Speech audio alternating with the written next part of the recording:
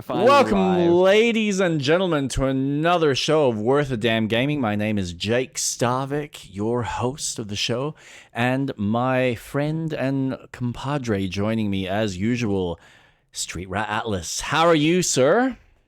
I am doing very well. How are you going? It's been a fucking busy week between work. We went out today with Piper for Lottie or Charlotte's birthday. So that was at like a kids center up in Ravenhall, I think it was. Fucking hell, so many kids. It is crazy just how much energy kids have and just how loud they get. I was actually perfectly fine. Kate was the one that was just like, this is too much. I can't handle it. Oh my God. But you first get in there. It's this huge play center. So you've got slides everywhere. You've got a massive ball pit that essentially covers most of the slides and like parts of the play equipment and stuff. You got like this 4-story fucking contraption that you can climb up. It's got little obstacle courses that you climb through. And when you get to the very top, you've got a slide that comes down. You've got one that comes down from like the 3rd floor. And yeah, a couple of other little bits and pieces inside. So that was fun. Piper had fun kind of exploring mainly the more kiddier section, which was a small little castle with a climb and a slide that came down and like another little section off to the side. So really cool, really awesome. Yeah, and just busy with work, busy with life in general, trying to keep up and keep my head above water with all the day-to-day stuff of being a parent. So quite entertaining, I must say. Sounds very busy. Yes. Glad to hear you're doing well. Been playing some Fire Emblem lately and thinking about starting some Pokemon Champions soon. I'm always we're gonna be hopping talking between about Pokemon that. and something else. Good. I Yeah. didn't add it in my notes, but today, this morning, I mean, it's free, so I decided, fuck it, let's install it. So I've got some experience to talk about, but during the week, my day has been well as well. Good. Week has been busy. Post Easter busyness, so that's been fun. Yeah. Because, everything's so important because, we've had public holidays. So everyone's like, oh, please, Sturgeon. And it's like, yeah, okay. Right. So, and that was what struck us as well, because it was post Easter. So everyone's just gone, right, well, we need this. Mind you, the rest of the week, like the first 2 days, so Tuesday, Wednesday, were full on with customers. And then Thursday, Friday was fucking dead for the most part. But we were just catching up with I was catching up with other bits and pieces in the warehouse, trying to book in all the stock that we had received. So at least it was on the fucking system. So it was just a lot. Yeah. Easter is fun. I gotta admit, I am kind of just mentally spent from a socialization standpoint. I was saying to Kate today that I'm just like, I need a day, like a weekend where we do nothing. We don't go anywhere. We just chill out with the kid. We watch some movies or shows, just nothing. Because it has just been like go. And you're trying to, again, just keep up with all the other chores around the house, because that doesn't just stop. You're constantly having to, like, now we're doing more washing because we've got the kid. There's all the cleaning, and then there's the cooking aspect, which is just fucking chaos. But it's been fun. And then, of course, the tired and fatigue of, staying up late and doing all sorts of fucking crazy shit. So, yeah. Adds up. Oh, yeah. And I've only got one kid. That's the fun part. Man. No, you have two. Well, if you include the fucking dog, which is like another. 100%. But she's fine. Like, she's old. She's so easy to take care of. Man, she looks at me just like, are we going now? Like, every morning, it's almost like she knows when I'm about to get up, because she comes up to the side of my bed and it's like, and I can hear her tail wagging. She's up in my face, and I've just kind of like stumbly stick my hand out, patting her. I'm like, yeah, I'm gonna get up. Fucking hell. And then, of course, because she's impatient, she jumps on the bed and just kind of puts her head down and waits until I've gotten out and stumbled out of bed, gotten my shoes and my clothes on, and off out the door I'm going with her, and she's following, all happy. She's licking my face as I'm trying to put my shoes on this morning. I'm like, yep, you're not helping. I love you, but yep, awesome, thank you. Yes, Easter can be very overwhelming, but we did have fun. At least I did. I don't know about you, Street Rat. I'm assuming you had a fun, safe one since you're still here with us. Yes, it was a very nice Easter. Lots of catching up with people, family, the usual. Now, why is... What's happening? Okay. No, I just need to make sure that you show up in my VOD, because then it's going to sound like I am crazy and just talking to myself. Well, you are talking to yourself. I was talking to myself. You're just a disembodied voice. Like, now I've actually got you on my screen, so... And it's fun because I can see like a mirror. It's that effect where you mirror it on. It just and keeps on going and in and in. Yeah. Just so much fun. But yeah, caught up with family, caught up with my cousin George, because, like you, he is a father of one child. Yep. And it's nice because he's relatively close. So we're 2 stations in the middle to the shopping center. Mm. And we're like, we're so close to each other. He used to live on the other side of town. Now he's much closer.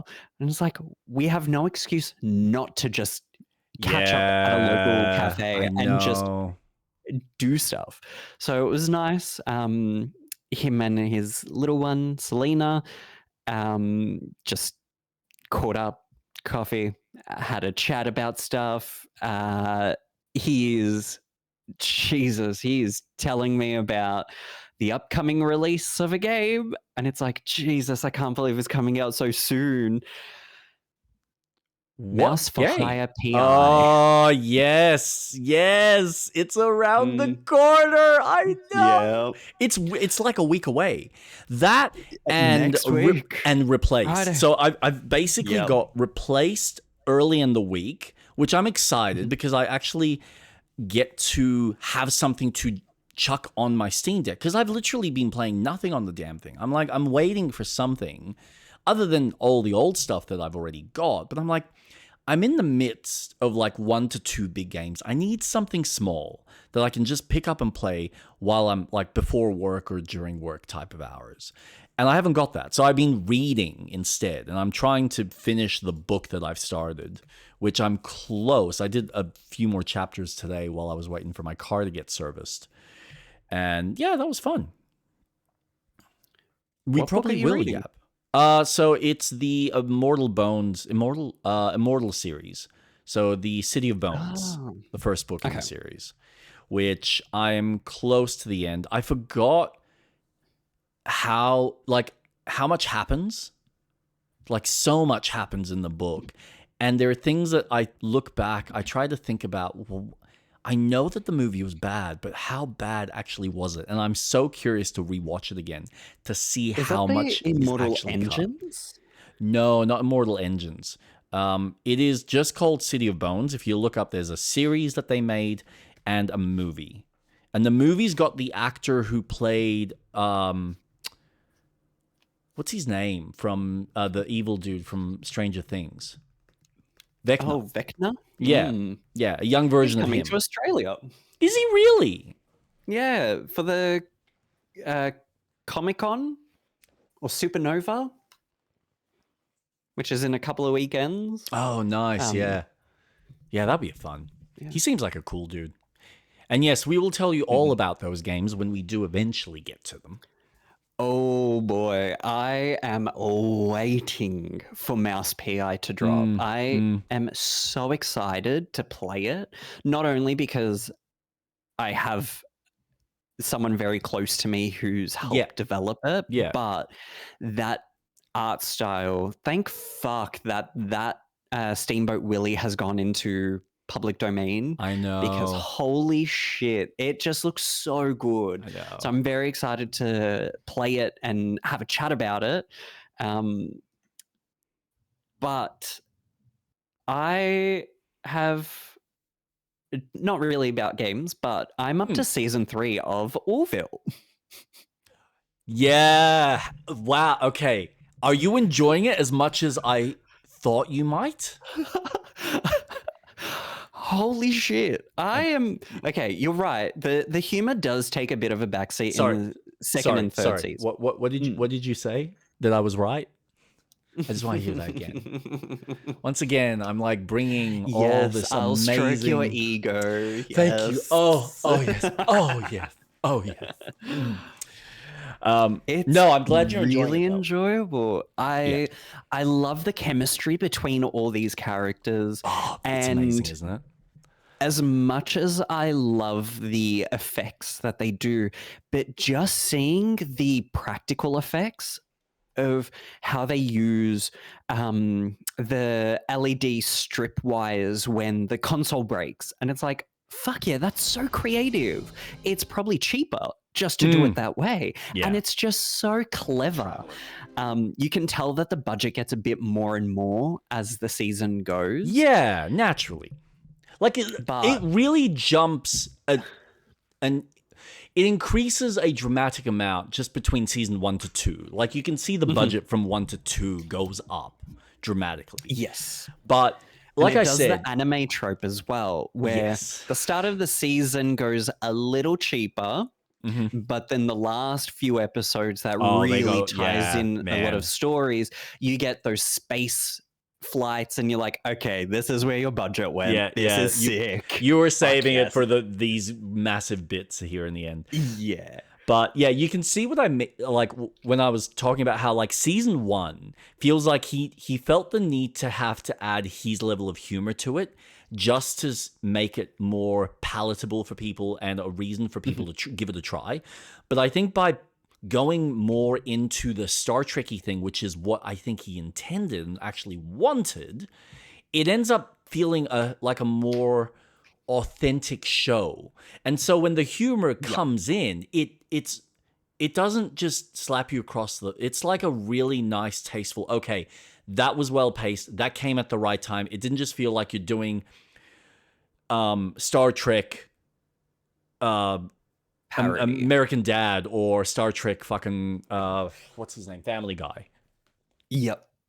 So this, I have to admit, the transition of season 1 into season 2 with the style, because they've kept so true to the characters and their personalities that once the humor just starts to reduce, it's like, okay, it kind of feels like things are getting more serious with the events that are happening, especially with Isaac and the treaties between the different races. And it's like, okay, this is starting to feel like, season 1, we're here for a good time, having fun. We're like a little virgin crew.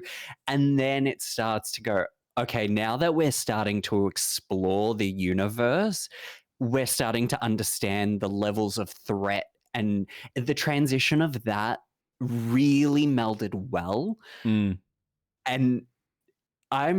the moments of humor, you're right, it is so well timed that you can go, holy shit, that's a serious moment, but you've lightened it with a good time joke that I feel more connected. And season 3 has taken such a turn. There was times where I wanted to slap a lot of characters, like Kelly. God, Kelly, stop interfering. God, bloody hell. But it's led to some really good storytelling and the cause and effect of things that happen. Because season 1 really just, you really learn who the characters are, a lot of their backgrounds. And then season 2, you start getting very pivotal moments. And then in season 3, it's like, oh, okay, we're going to talk about that. We're bringing it back. Okay, cool. Where are we going with this? So it's really, really fun having those story beats come together, because you feel that sometimes they don't, and they just kind of left there. But yeah. Oh no, he's Mike. Sorry, just a little pause because Jake is having some technical issues.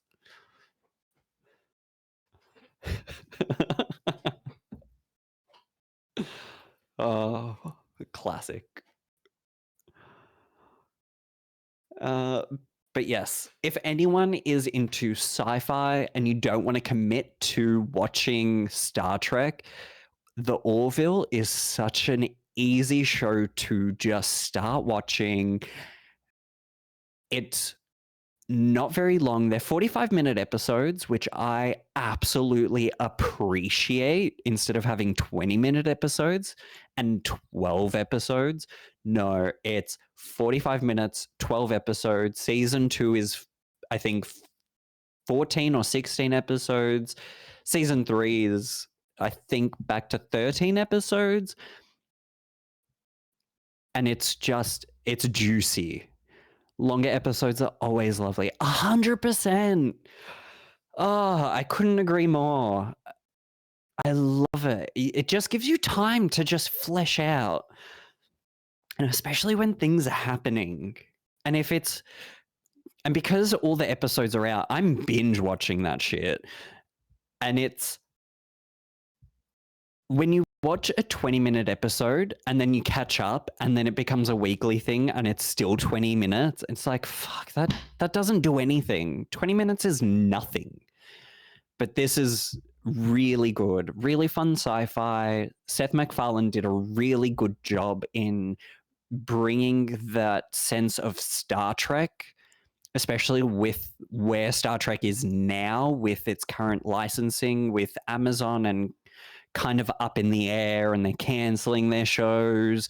This just feels consistent. This feels really good. I am so sorry. What the Oh. fuck? My PC just fucking cocked. I don't know why, but my like audio engine just decided, yeah, no, I'm not gonna run now. So I'm there trying to fix the audio settings, and like it's picking it up on Windows side, but the software was like, nah, it's not there, mate. It's not there. Sorry. Get fucked. Now, is everything running? All right, looks like everything's running. Jesus fucking Christ. Sorry about that. So, yes, you were enjoying Orville. Oh my God. Yes. You went on, you probably like finished your thought process. Now, so Zesty and Impulsive and I are now talking through the Atlas games. So Zesty is playing Fire Emblem Three Houses, and we got onto the conversation of Persona. Then we got onto the conversation of Metaphor, Refantasio, and now I'm talking about Dragon Quest 12. Because I was talking about how it's fantastic how games like Metaphor is still talked about as if it came out yesterday, but it's a game that came out 2 years ago. And it feels like that is such a great way for games to still stay so relevant and have such an impact, that a game could come out years ago but still feel like, didn't that game just come out yesterday? It's like, no, that's how good this game is. And I was talking about Baldur's Gate 3, Clair Obscur. Like, Baldur's Gate 3 came out in August of 2023. We're 3 years on, and that game is still, to this day, such an impact. So it's just really impressive. Do you want to, do you want to add the stream share? Oh, yes. Yeah. No. Sorry about that. Not No, to no, ruin you're the absolutely fine. flow. I am really shitty about that. Because when stuff like that happens, I kind of go, is that going to happen again? Or is that just like a one-off? These Tag. things unfortunately happen. Yeah. This Uh, is weird. It's like I either touched something on my microphone that I probably shouldn't have, and everything just went and just shit itself. Knock. okay. Accept. You've been invited. Where's the window? Is that? Yeah, I know. I think you've just invited me to your Oh, accept. notify. There we Ooh. go. Cheapers. Join call and start streaming together. There we go. Nice. Sorry about that, Impulsive. So let's get into what we've been playing. Oh boy. So, I have been streaming Mass Effect. So I've continued that. Fuck the main story. I've just been doing everything else. I'm just going to different systems and just doing side missions. Every time one pops up, I'm like, well, I might as well do it. Like, I'm cleaning out my assignments list. Yep. Am I playing it wrong? Maybe. Should I be doing the side missions, doing the main missions before I do the side missions? Who the fuck knows? I don't know. But I'm just cleaning it out. I'm just going to different systems where an assignment is, and I'm like, okay, so I can land here. Let's look at all the other planets. I read all their interesting facts. I'll survey. I'm collecting shit. I'll then land, explore as much as I can, because, you know, I don't want to spend too much time on a planet. Yeah. Like, I don't want to drive around looking for all the minerals. And if for whatever reason there's, you know, I'll do a quick exploration, I'll do the side mission, and then I'm like, okay, cool, I'm done with this system. Let's go to the next. Yep. And I messaged you, holy shit, this game does such a good job in giving you a sense of progression by just purely exploring. Yes. And it's so fucking rewarding because the game wants you to go somewhere. Hey, Commander, I have someone from the Alliance on comms. Bring them up, Joker. And hey, Commander Shepard, there's a gunfire happening on this planet. One of our Alliance members has been attacked. And it's like, sweet. Okay, let's fucking suss it out. And then I'm just exploring and getting more stuff. Yeah. Play it how you want. People will always have varying opinions on how to play, but if you like how you're playing now, I say stick with it. Thank you, Zesty. I will. I like it because then it kind of just feels like the world, the expansive universe that they've given you feels bigger. There's so much that I'm doing on my way to the main mission. So I'm liking that. Though, granted, one is like a Geth attack. I probably should do that. And it you know what? I'm loving it. The game, the amount of times this week after streaming, I'm like, I could just maybe just play by myself. Yeah. I'm like, no, don't stream it, because when you play by yourself, you will fucking finish the game. So I'm really enjoying it, and I think that is just I'm really enjoying the game. And it doesn't help that I'm now like balls deep in sci-fi. Yeah, it's what I was going to point out. The fact that I think ever since you started watching Picard, everything has just been sci-fi for you. So I just went, okay, well, you're watching Picard. You're kind of in this mindset. Let's see if you're going to enjoy a game that's very much heavily inspired around Star Trek and a bit of Star Yeah. Wars, I'd also say. So I thought, Oh, this is going to be perfect. And you've clicked with it. Awesome. And then the other thing that obviously I sent you your way was, hey, have you, actually watched Orville? Because Orville is like another extension of Star Trek, just, McFarlane's kind of version of it. So yeah, I love the fact that you're kind of in this space and this mindset. This is kind of where your head's at, which is cool. I think that's where you'll get excited when you're seeing some of the stuff coming out for Exodus, because they showed off like another little tidbit of gameplay, which was like, fucking hell, can you just show us the goddamn game, like proper, none of this small form shit. Give me your fucking playthrough. Give me your. But Yep. they're obviously saving it for the Summer Games Fest. I guarantee you. I guarantee you they're gonna have like a proper hope so. trailer. They're gonna have like all the tidbits of some storytelling, or they'll have a section of the mission or a game of the game. Because Exodus is the spiritual successor of Mass Effect. Well, yeah. So it's one of, I forgot who it was, but it was one of the main developers who was part of the BioWare team. Yep. I just don't remember who it was. That's how I'm playing Poker Pier at the moment, essentially. Taking my time to complete the story by staying busy with all the side stuff. Oh my god, Zesty. So I finished the story because I really just wanted to get my favorite Pokemon that I couldn't get during the story. That game just keeps going. It is so much fun. Keep having fun with it. Take your time.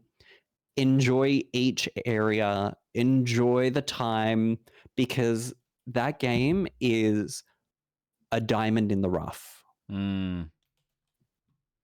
So, yeah, it's not, I wouldn't necessarily say that these are guys that I'm too familiar with, but they seem to have been Drew Karpyshyn I know because he's written a lot. But these other guys seem to be veterans within the or the BioWare team.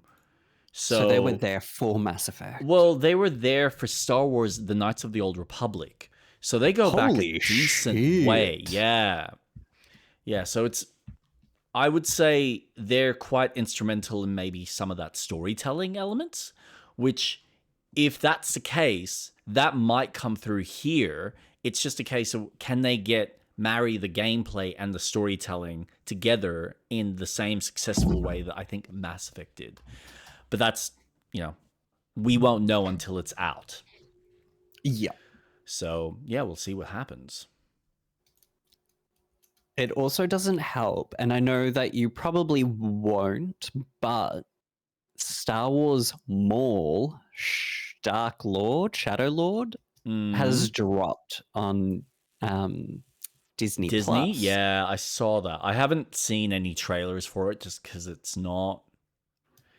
It is stunning. So what they've done is a mix of 3D animation with painted backgrounds, and it is it's set on Coruscant. And surprise, surprise, Coruscant is one of my all-time favorite places in any fictional story. I fucking love Coruscant. Give me a metropolis and I'm all yours.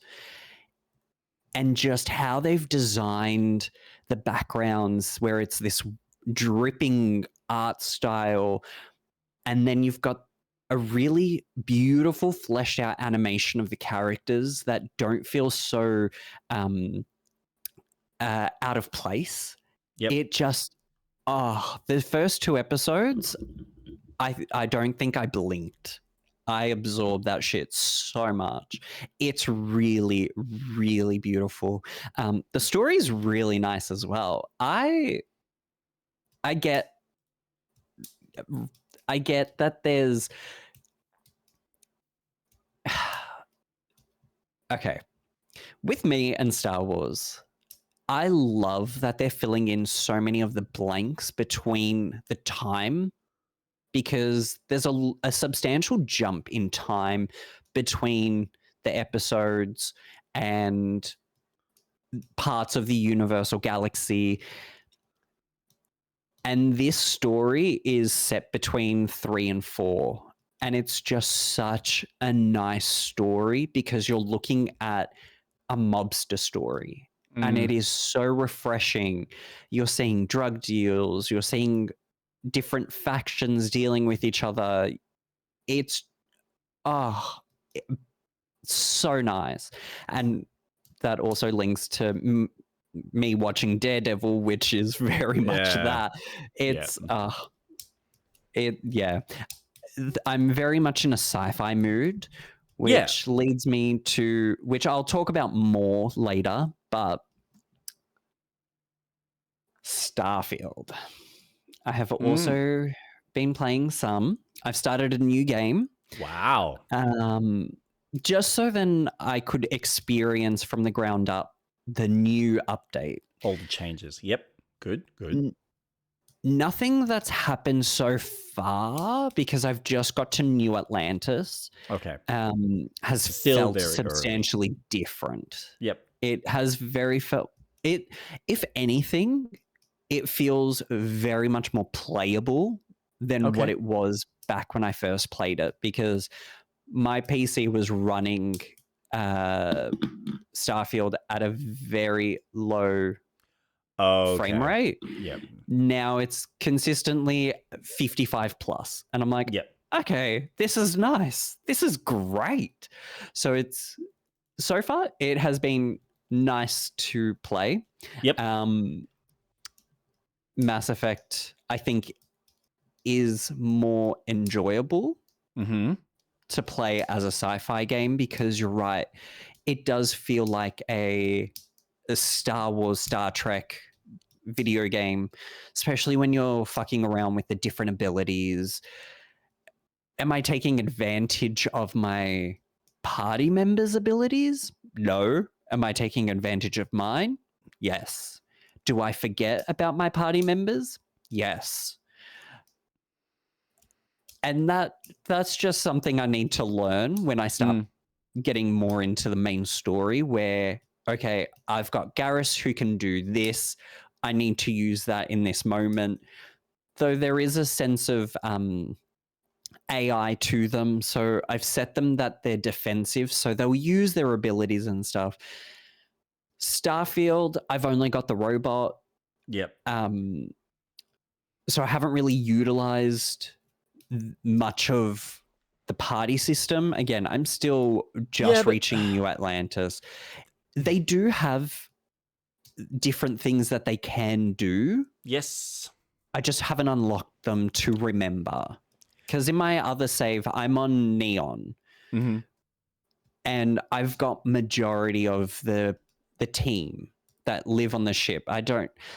So, because in my head canon for my character, I'm a neon street rat. Surprise, surprise. Yep.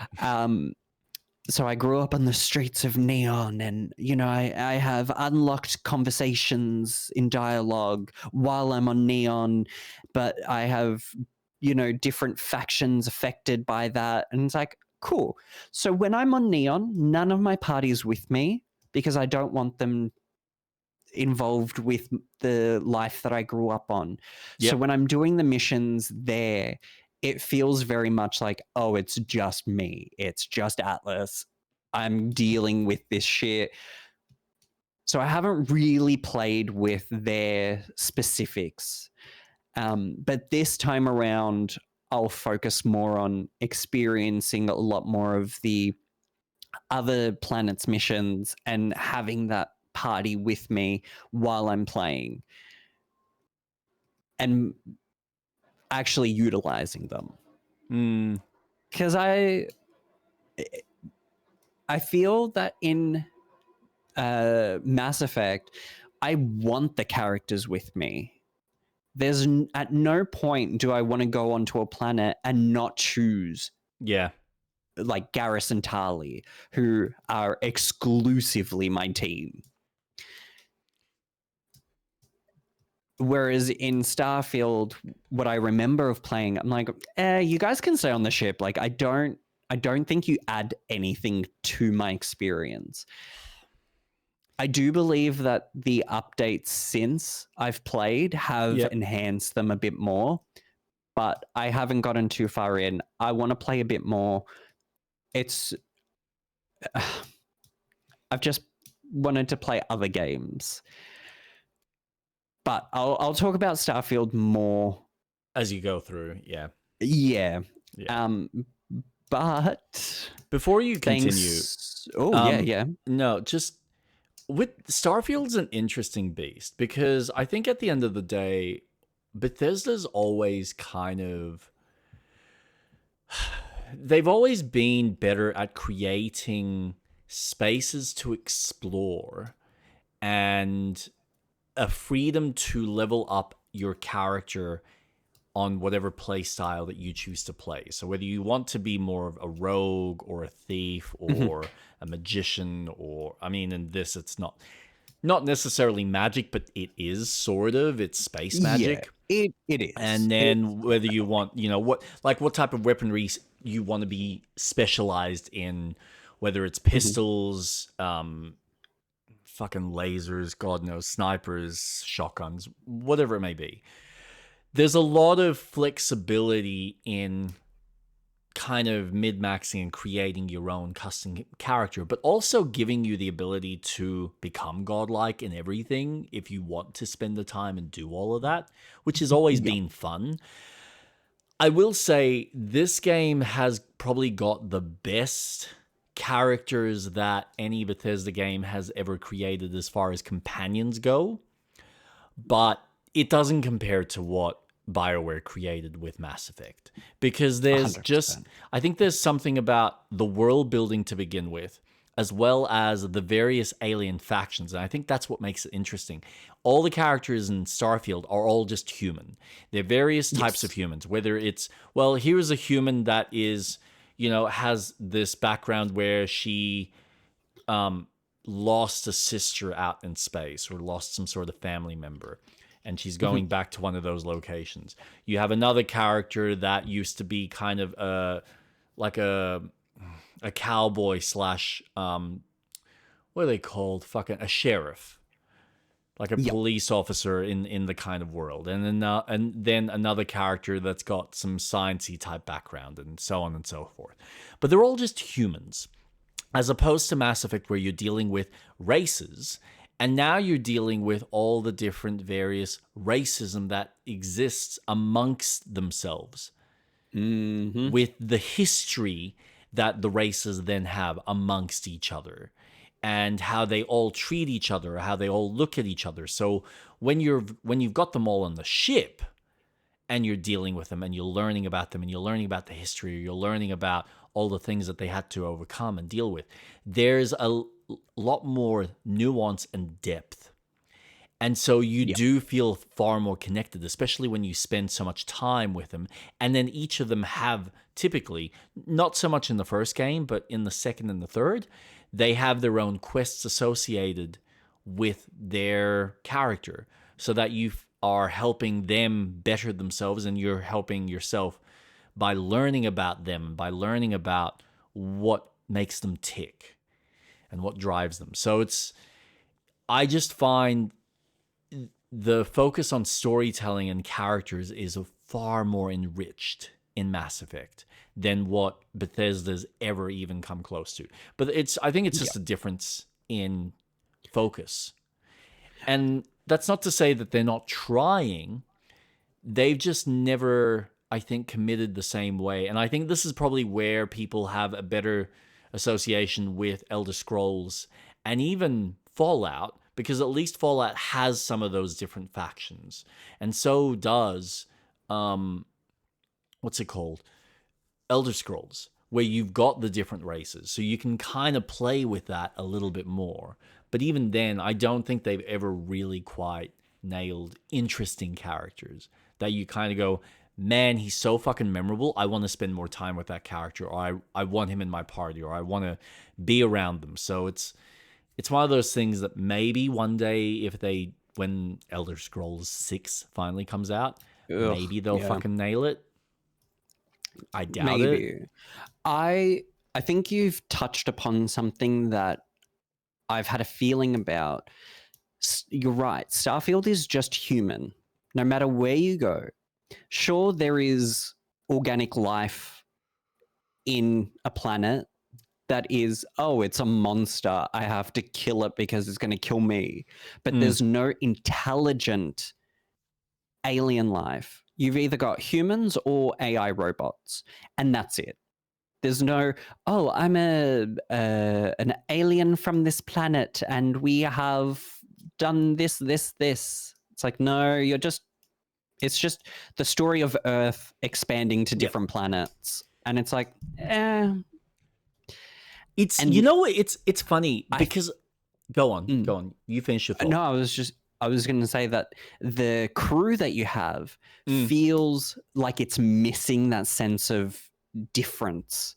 Yeah. Because everyone is like, "Oh, I'm human. I'm mortal. I also came from Earth, or I lived on a colony planet that humans took." And it's like,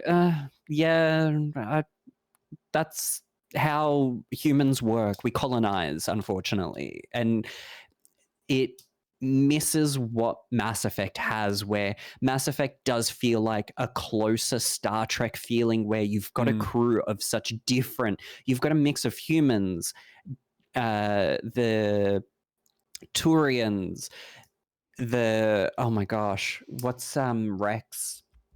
Rex is fuck, I'm thinking Solarian, but say, that's I can't even think of the fucking name. Not a Borg. No, god damn it. I can't even think of it myself. Rex, He is Mass a Effect. Krogan. See, my head Krogan. just, yeah.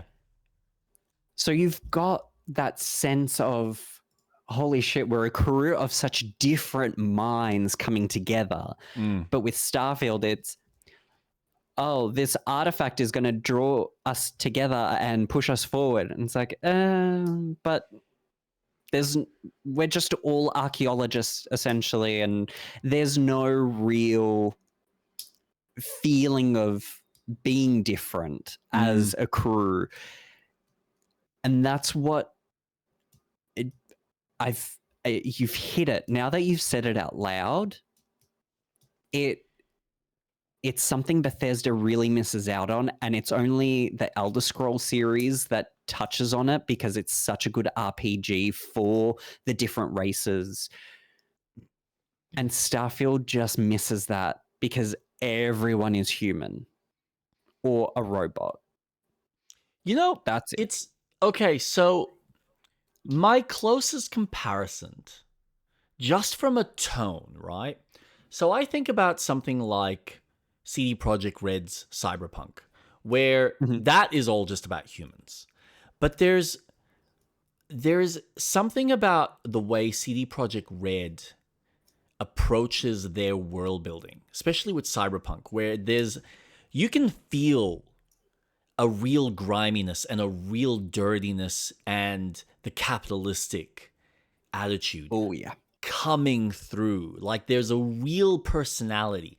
And there sort of is here. There are, like, when you go to certain planets or you go to certain locations, you feel like, okay, this is a mining colony, or this is very much just like the Coruscant in the system, but it's dirt and grimy, and like there's all the, you've got one of the bigger corporations, the weapon corporations that like operate there, and you get a sense of some of that.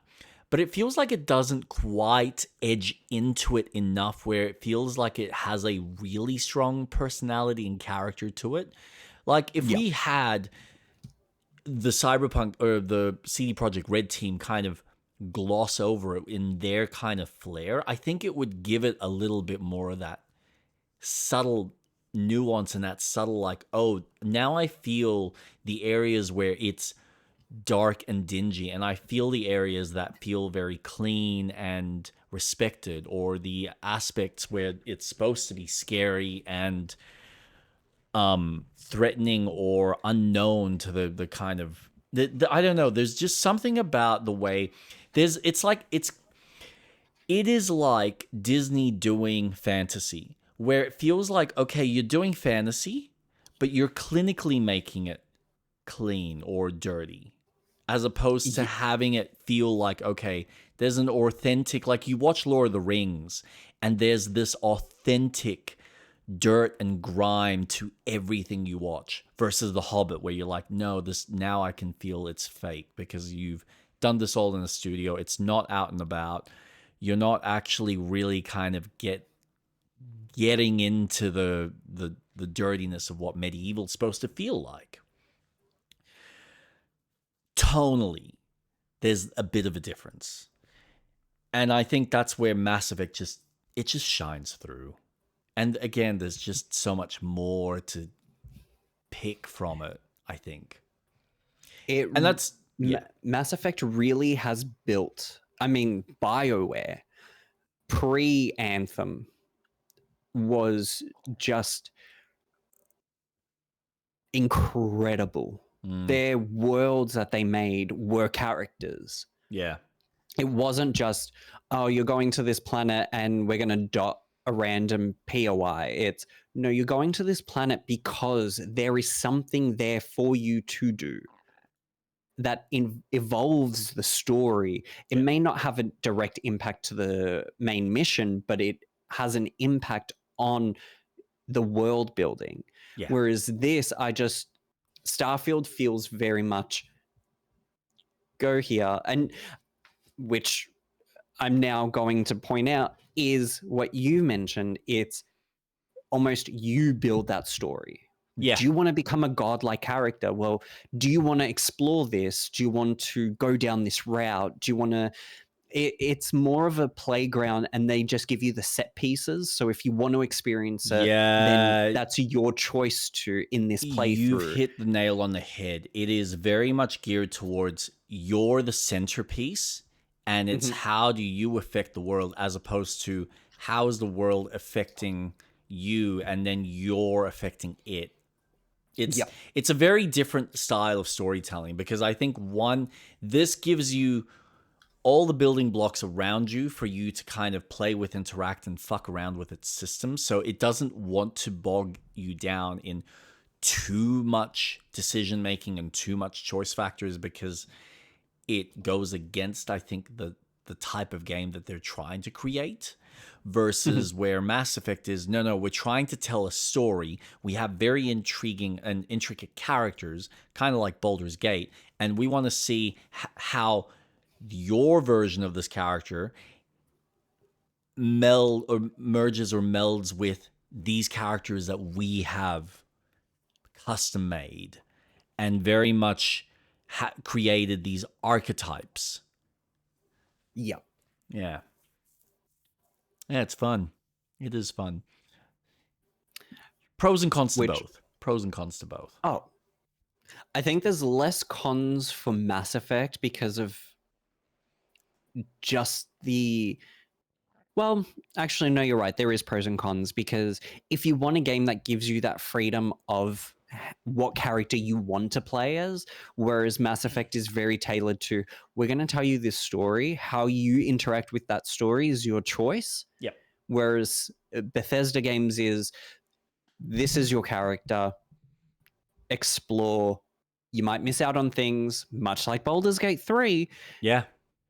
And we've put the chess pieces on the board. How you get there is completely up to you. What canon do you want this story to be? Because my game experience won't be the same as Tom, Dick, and Harry. Their experience of the game is going to be different to mine. And I think Bethesda does a really good job with that. Yeah. I don't really play games that Bethesda puts out. I've tried Skyrim. I really did. You didn't connect many with it. times. Yeah. it just didn't give me what I've wanted. That's fair. And we will touch upon this, but from what I'm seeing of Fable, I think that might actually give me what I want in a fantasy RPG game. But I want to talk about that in the pod because Yeah. that the stuff that I'm seeing that they're putting out, I'm like, oh, sign me up. Yeah. So I've been playing Mass Effect, playing Starfield, because I'm in such a sci-fi mood. I've also been playing Jack 3, which Okay. I shouldn't be because I want to stream that. Okay, that's fair. That's fair. But just being able to play it, I love it. It is so good. It's funny because I spent because on Open Goal it tells you how much you've spent playing the game, and I've spent 3 hours, and I'm like, wow, I'm already like halfway through the game. I forgot that you've got like that patched version that's obviously been improved. I'm assuming that's what you're playing, unless you're playing an older version. So it's the PlayStation 2 version of the game. Yep. Because that is what the engine was. Runs off, yes. Yeah. And they're doing works on it in the back end to make it more modernized. Yep. But it's just so good. I'm playing with the Switch 2 Pro controller. I'm adding in little mods here and there just to fuck around with shit. There's a texture mod that I've applied to both Jack 2 and 3. But I'm just playing, and it's so funny. It's like I'm back to being when I was younger playing it. I'm like, oh, yep, I've got to go here, here, here, here. I'm getting all the secrets. I've already got 50 of the secret eggs, precursor orbs, so then I can unlock some of the cheats when I can unlock them. Yeah. So I'm like already going through things. I'm already finding there's in the I forget the town, not Haven City, but the wasteland. When you're in the main hub area, there's ways to get on top of the roofs without needing the hoverboard. Yep. And instinctively, I'm like, hop, hop, hop. Okay, yep, got these orbs. Yep, okay, cool. Let's go to this area. Yep, I'm doing this. So it's just so much fun. I know Jack 3 is maybe not as favored because of the development and everything. And I get it. People are astounded that people have actually finished it because I'm on the Jack and Dexter subreddit. I don't post or anything. I lurk. I don't fucking post on Reddit. But how everyone's like, you can't finish Jack 3. And I'm like, are you kidding me? As soon as I finish the game, I'm starting a new game and playing that shit again. I do a marathon of finishing that game. I love it. So I'm so happy that there's a team of people that are taking their free time and putting the love and attention, because that game trilogy, though I don't like 1 as much because I think it's too childish, 2 and 3 just went, right, you're an adult. Yep. We're maturing this story. The gameplay is going to take aspects of the original game, but now we're going to give you guns and we're going to give it open world. And it's like, fuck yes. Fuck yes. So I've been playing that. I've been playing Pokepedia. But now I'm like in a rut because now my brain's like, oh, I need to move things to my island that I'm trying to build, and what do I do? So I'm kind of just like running around and then slowly putting blocks down, and like, I'm going to stop because I will crash and never touch it. So I'm trying to organize. So where because I've built the apartment complex. Now I want to do a cafe. I want to do a beach area. So I've got my water Pokemon there. I want to do a library so I can put some of my ghost Pokemon in there. It all also comes down to I need recipes. So I'm playing it much slower than what I did before, where I just played the game. But after the stream on Saturday, I messaged you and I have accomplished a complete Pokedex in Pokemon Home. And I have unlocked the shiny Magerna. Oh, no, she's not shiny, sorry. She is the Pokeball version. Yep. And now she's sitting in Pokemon ZA where I can Mega Evolve her. And I was like, wow, I spent hours trying to get this shit. Way too long. But I've done it, and I feel accomplished that I've completed that Pokedex. Yep. I only needed 1 to 190 to get it done. Just so you know, when you texted me that and I was reading it, I was at Jason's place and he's like, yeah, tell your friend to go fuck himself because I really want to play this game and I can't. And I am annoyed that he's done it and I can't. And I'm like, okay, someone's a bit salty. Never mind. I love it. Good. But it's one of those, it's almost bragging rights. Yeah, absolutely. That I've done it. It's nothing. So I've done everything in Pokemon Legends ZA. I've completed the Pokedex for both the base game as well as the DLC. I've installed Pokemon Champions and I played that this morning. We can either talk about it now or we can talk about it in the podcast. Yeah, let's save that for the podcast because there was some like little bits of news that I found fascinating about it. I don't know all the depth and detail, but I know enough that it's rough out the gate, which is also not the biggest shock. Anyway, we'll leave that for later. Okay. But other than that,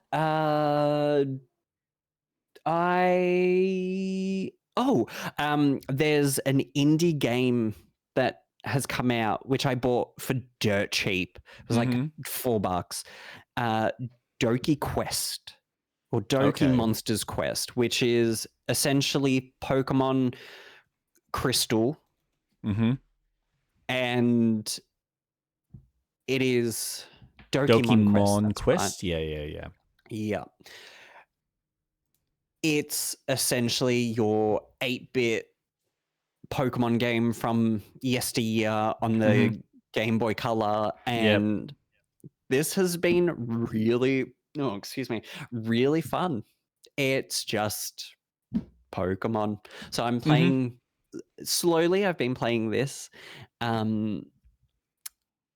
because now that I finished Legends ZA, I'm waiting for the next big Pokemon game to come out, which is coming out next year. Yep. Oh, I want it now. So that's all I've been really playing. Not a lot, which is good.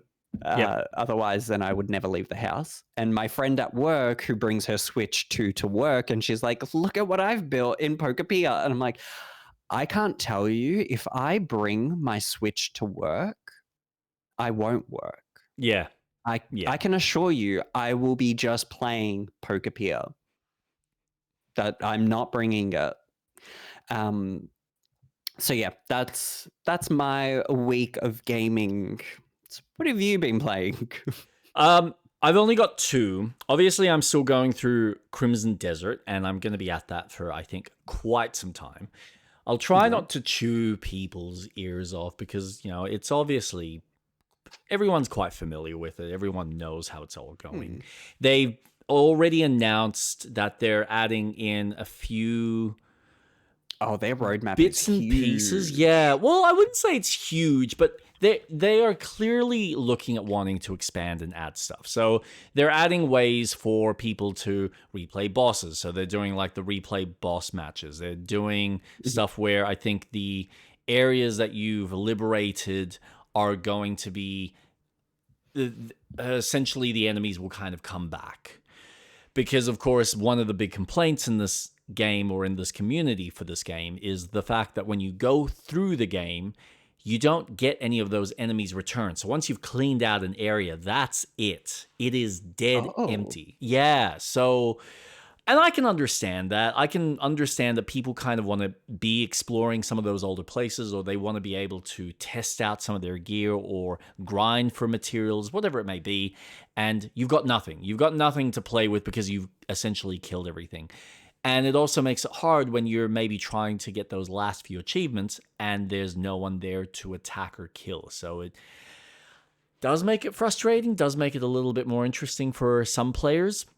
I haven't really gotten to that stage because, again, the game is already so large. I'm just going through, chipping away at little side quests. I've continued through some of the main questing, which the main quest is okay.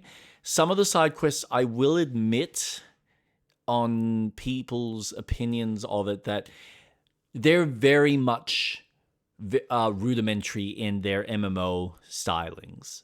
And so much so that you complete them, and I'm really just completing them for the bag space, but my brain just turns off and I go, I don't connect with any of this. There's no real attention to the characters that I'm actually meeting and I'm supposed to be engaging with. And it's just, oh, I need some advertising done for myself. Or could you go out and you do that and you come back, it's like, oh, thank you. And that's it. And it's just like, you're missing something.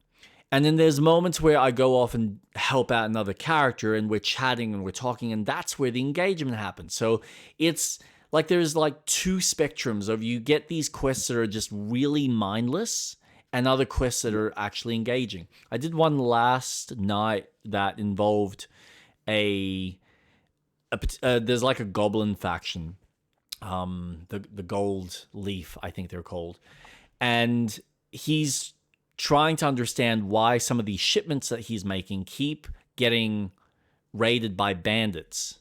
And he's like, well, no one knows about it apart from like me and like a handful of people that know about these specific cargoes that we send out.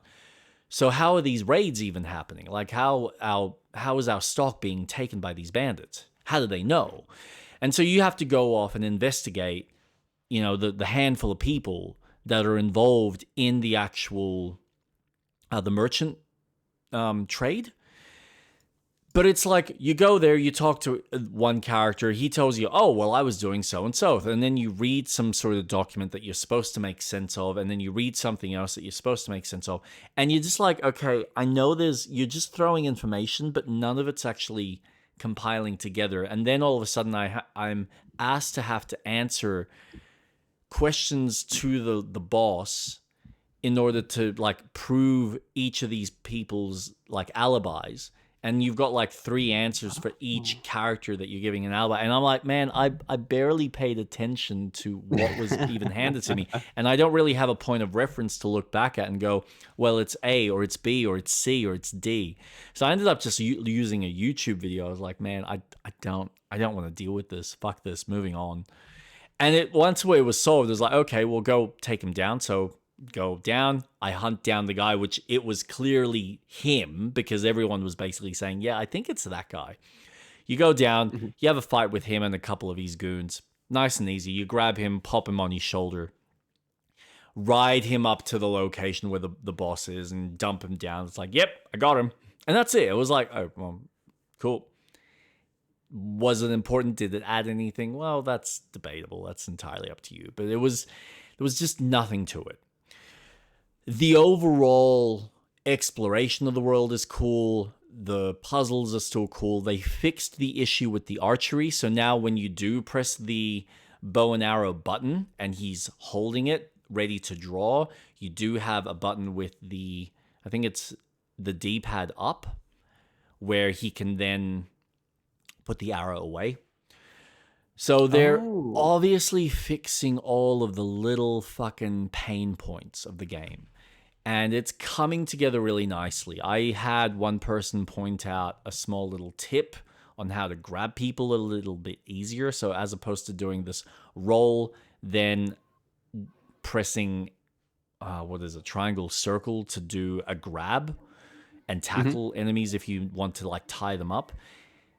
A guy on YouTube is like, no, just duck down and then press the button. And it was a case of, okay, cool. If I just duck and then tap it, tap the 2 buttons together, he will go off and just tackle them, and then you can tie them, or you can punch them, or you can do whatever you want at that point.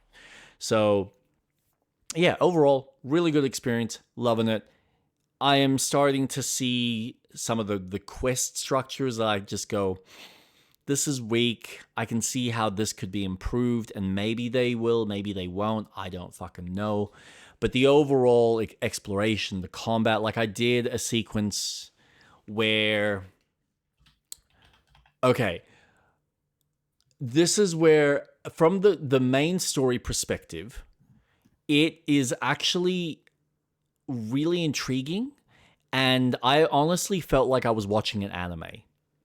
Because I go off to find one of the Grey Wardens that I've heard about. Because I'm essentially now going off like a fucking Pokemon trainer. I need to collect all the Grey Mains, or the Grey Wardens.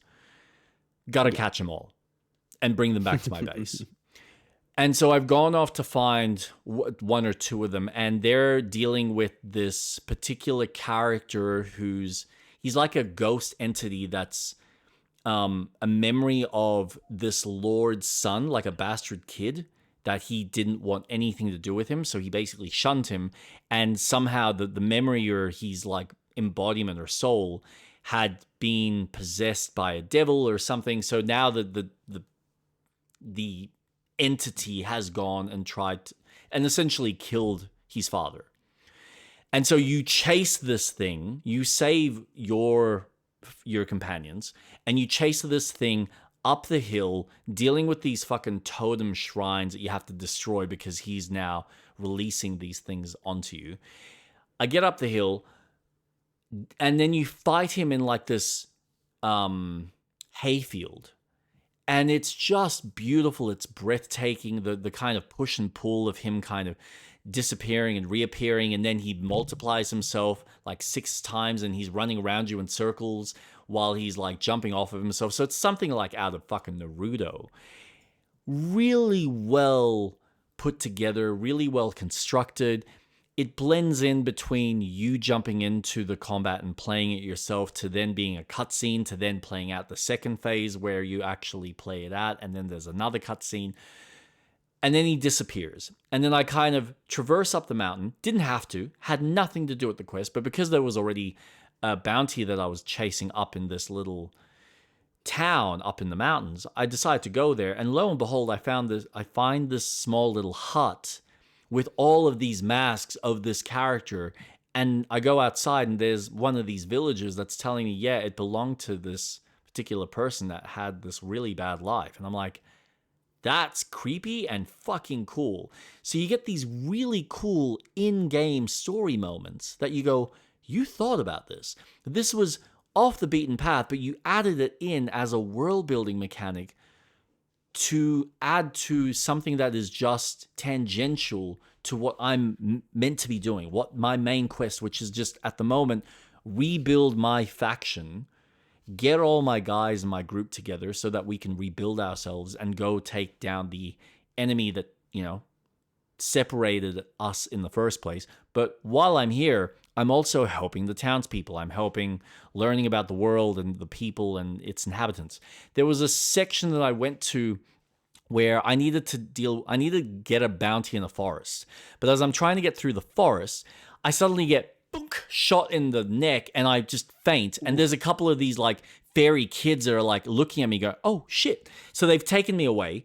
I wake up, and I find out that they're essentially like just fucking around in this little forest. But I need to help one of them so that I can get through and go into their little village, which is where my bounty is. But until then, every time I walk through this fucking forest, I keep getting fucking like sniped by them and get put to sleep. Oh my gosh. So it's really cool when they nail some of the world building and the story elements. But then you get some of these other quests that are like menial fucking like, oh my god, just why does it have to be these types of quests for fucking bags? Just fucking shoot me already. There's nothing that you're actually teaching me. Like the first couple of times you're like, all right, you're teaching me how to cook. You're teaching me how to make a sword. You're teaching me this. You're teaching me that. And now it's just like, oh no, I just need you to go and pick up one of these items and then come back and give it to me. And here's 3 bag slots. And I go, okay, no worries. So, yeah. Overall, I'm enjoying the moment-to-moment experience, but I can see the pain points that people have and why people, after so many hours, are just like, I don't want to do this anymore. And the fact that I think it does keep adding, like, I know that I still have more and more systems that I need to find and need to unlock, but until I get through that main campaign or get up to a point in the main campaign where I can do that, I'm not going to have access to it. So I've only just gotten access to the camp and learned how to kind of do some of the basic management where I can send my guys off and do missions. Now, I will admit that side of the game is a little bit clunky because it's really weird that it doesn't show you what available missions are in the area. You kind of have to search in the massive map and go, okay, let's look at this little village. Does it have any missions? No. Okay, let's look at this little town. Does this have any missions? No. Okay, let's go to this spot. And you're basically going and clicking on every single aspect of the map, at least to my knowledge, unless there is a tip out there that's kind of like, no. Click on this. Here's a list of all the missions that are available. Pick the one you want. Go. So there's some learning that I got to get my head around there. There's some other stuff that I haven't started unlocking yet, which I am waiting till my next stream to kind of continue down the main path, like the main quest, so I can get access to that. I've unlocked the dog, which is cool. Oh. I haven't really played around with the dog yet, but he seems to be really good at finding shit, so we'll see how we go.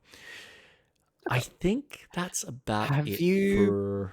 Because you've unlocked the female character. Have you had a chance to play as her? No, I haven't. Only because... and this is one of the things that they're going to add into the game for her and the other character. They don't have anything that's similar or comparable in the skills that he has for doing some of the puzzles. So they really are useless other than, well, they're just another play style. They now have, just very quickly, the update that just dropped on the 11th, earlier today, boss rematches, fight defeated bosses again. Is that out, or is that what they're working on? Because I don't think that's out. No, this is out. It's out as of now. Okay. Enemies with reblockade and recapture territory. Difficulty settings will be added. Hide items on Cliff's back. Axiom Force and Force Palm equivalent abilities for Domain and Ungaka? I don't know. New outfits to wear. New pets and mounts. Category specific storage, food, gatherables, wardrobe, UI and control improvements, improvements to LOS rendering quality, and official OST release. And that dropped. No, wrong game. Crimson Desert. Because on their Steam page it says patch notes, see, when 1.03. 1.03. Okay. Because when I read it, it didn't seem like it was that was out yet, but that's what they were working on, and that's what they were going to add between now and June. No, so this is one of the updates for the April to June release. Okay. So yeah, this update's out now. Cool. Well, I am sure to look forward to that. Oh, the other thing I did in the game, I did one of those like massive encampments where you have to deal with all the enemies. It's really cool, but it's also, I feel like them having enemies spawn in randomly at the same time. So it'll give you a percentage of how many enemies you need to kind of take out in order to get to the boss leader. But instead of it just being, here's the maximum amount of enemies that are in this space and you just clean them out. No, they kind of keep appearing off the corner. Like I was literally on the edge of this encampment and there were like groups of 3 every so often coming in as I'm trying to clean out and collect all the fucking loot that I had just dealt with like the 20 or 30 people that were in my little section of that camp. But it's really cool. Like there's just something about this type of game where it feels better than Dynasty Warriors. I gotta admit, for my sensibilities, it's fun to be able to go. I can just kind of come in, deal with individual enemies or deal with them as a group. I can do like shield rushes. I can grab a guy, fling him. I can do all sorts of fucking fun shit. So yeah, they've just nailed something with this game that, yeah, we haven't had anything like this. And I think it's worth praising, even though there are criticisms. There are criticisms. It's not perfect. They're obviously wanting to add more and work on this game and make it worth, everyone's time. But I think what they've got here is a really fucking amazing baseline. And it's better than some games even come out. And at this scale, it's just incredible that it's sad that I get it. If it's not to everyone's sensibilities, that's fine. If you don't have the time for this style of game, that's fine. But I rather play this than every single Ubisoft game that have come out in the last 10 years. Or say 7 or 8. Because there's maybe a handful that I can go, yeah, maybe. But for the most part, no. I'd rather play this because I feel like every time I'm jumping on, even if there's something that's kind of like, I will still find something that I go, ooh, that was interesting. So they've nailed something. That's good. Yeah. That's a really good praise. I'm looking forward to eventually playing this once it goes on sale, because by the time it does go on sale, updates, patches, it will then become the game that it should be. Yep. So I'm looking forward to it. I've been keeping a very close eye on all the updates. I'm following the subreddit. Not that I'm getting much because people are still in the starting area, so I'm not getting a lot of like outer spoilers or anything. Yeah. But much like Grim Dawn, I feel like they've created this huge world that they can go, you know what? We can do an update that can specify in this area specifically. So I'm really excited to see where the game goes. So I need to watch your latest stream. I haven't watched it. Yeah, check it out. I think there's a lot in there in the later stream that showcases a little bit more. There's like a section that I was going up the hill when I was chasing that spirit guy, and I'm looking down and there's like the pirate ship in the ocean. And I'm like, fuck, that looks awesome. Like there are just these really cool, breathtaking moments, these fun little moments. I was going through a house that, like, part of the mission, you go into this house, you're investigating, you're trying to see what's going on, and I'm trying to uncover a particular room. The game is telling me there's an item in this specific location of the house, of this double-story mansion. I don't know where it is. I'm going outside, I'm going inside. I'm like, where the fuck is it? And I go into one of these rooms and I realize, wait a second. There was a window on the other side. Where's the window? There's a hidden room. Where the fuck's this hidden room? And lo and behold, I've gone into the main, like the study, that like this particular lord's study. And I had unlocked and found 2 of these swords. And I'm like, okay, well, these are weird. Found out that those swords go into the mantelpiece of this fireplace and unlock a little library, like this little shelf. And then it leads down into this little sciencey lab that he's got, with another door that was locked off that I couldn't open, because I'm like, oh, well, either that's locked permanently or I need a key or something, but I don't have the key, so I'm moving on with the quest. And the quest was like, go through here and then jump out the window and follow the trail to see where your culprit's gone, because he's just fucking done bloody murder through this whole section, through this mansion. But it was something so small. They didn't have to do that, but they went the extra step to give a player something more to do on the way to complete the main quest. And I thought the fact that you added that extra time, as well as detailed the environment inside, that I'm exploring this space, fuck me. Fuck me. It's really impressive. So, yeah, so far, you know how you get some of these games that when you're going into environments, you feel like, oh, it's the same. I've walked into this building, it looks the same as that. I haven't had that feeling yet. Even when I'm going to camps, I don't get the sense that I'm actually exploring the exact same camp. There might be similar architectures, there might be similar items that you see, but there's just something slightly different and varied about each of them in subtle ways. And I go, that's really hard to pull off, because eventually there is a copy and paste. And there probably is. If I was to pay closer attention, there probably is. But it's subtle enough that I just go, it doesn't, like, the light bells don't, the bells don't ding. And I don't just kind of go, oh, yep, nope, alarm bells. There it is. So they're doing something right. And I think it's worth applauding them for that. Absolutely. But yes, I can't wait to see all the new things that they are wanting to add, things that they're wanting to implement and change. With the enemies kind of coming back, I hope that that's an option that you can toggle, because I personally would like to kind of clean out areas and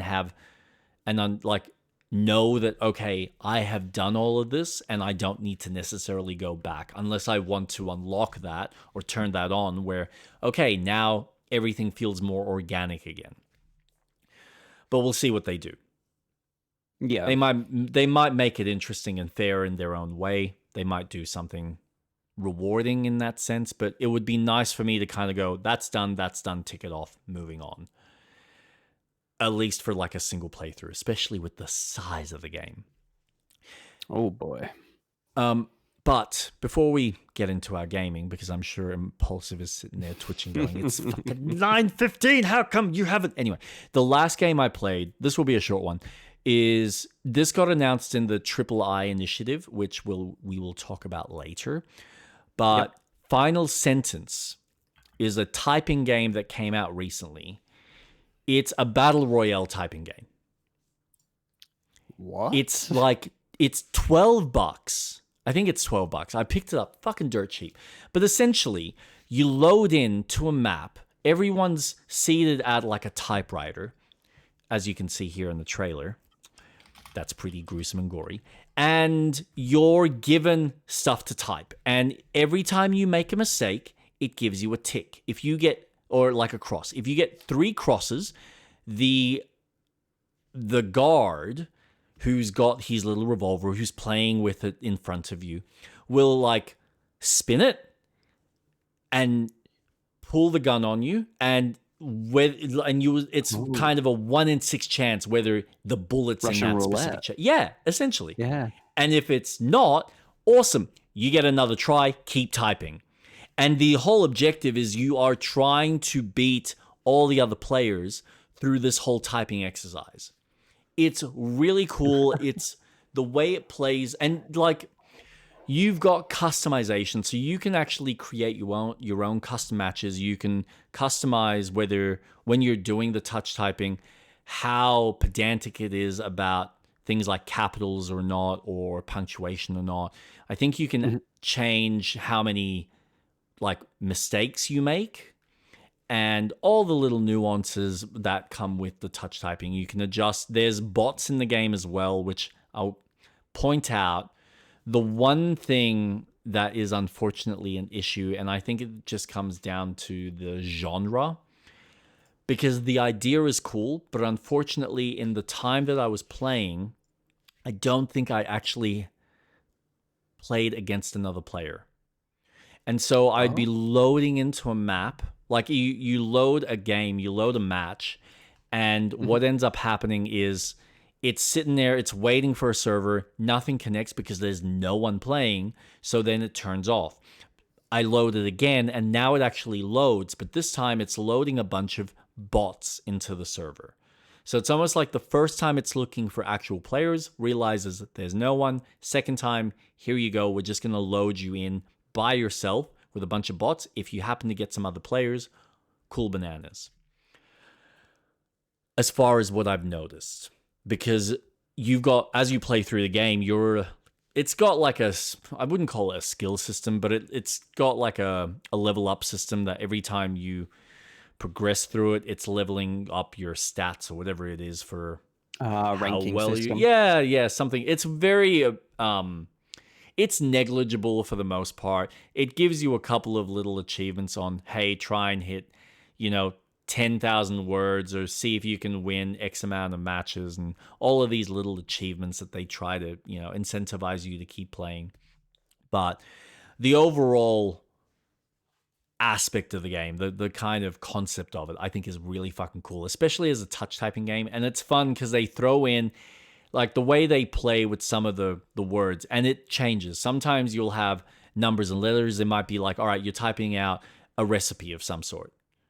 Or sometimes it'll be quotes from movies and books. So there was stuff from Lord of the Rings where you've got Boromir doing, the little quote that he's got about one does not simply walk into Mordor. Just a line, just that line. And then you go to the next line and it's something else from a memorable quote from a character.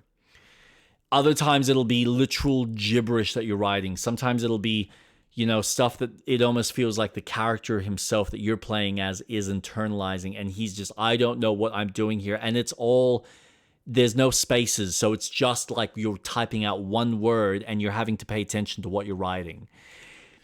It's really cool. It's very clever. It's very witty. It's well designed. It is unfortunate that there aren't a lot of people trying it and wanting to play this, because I think it would be neat. Yeah.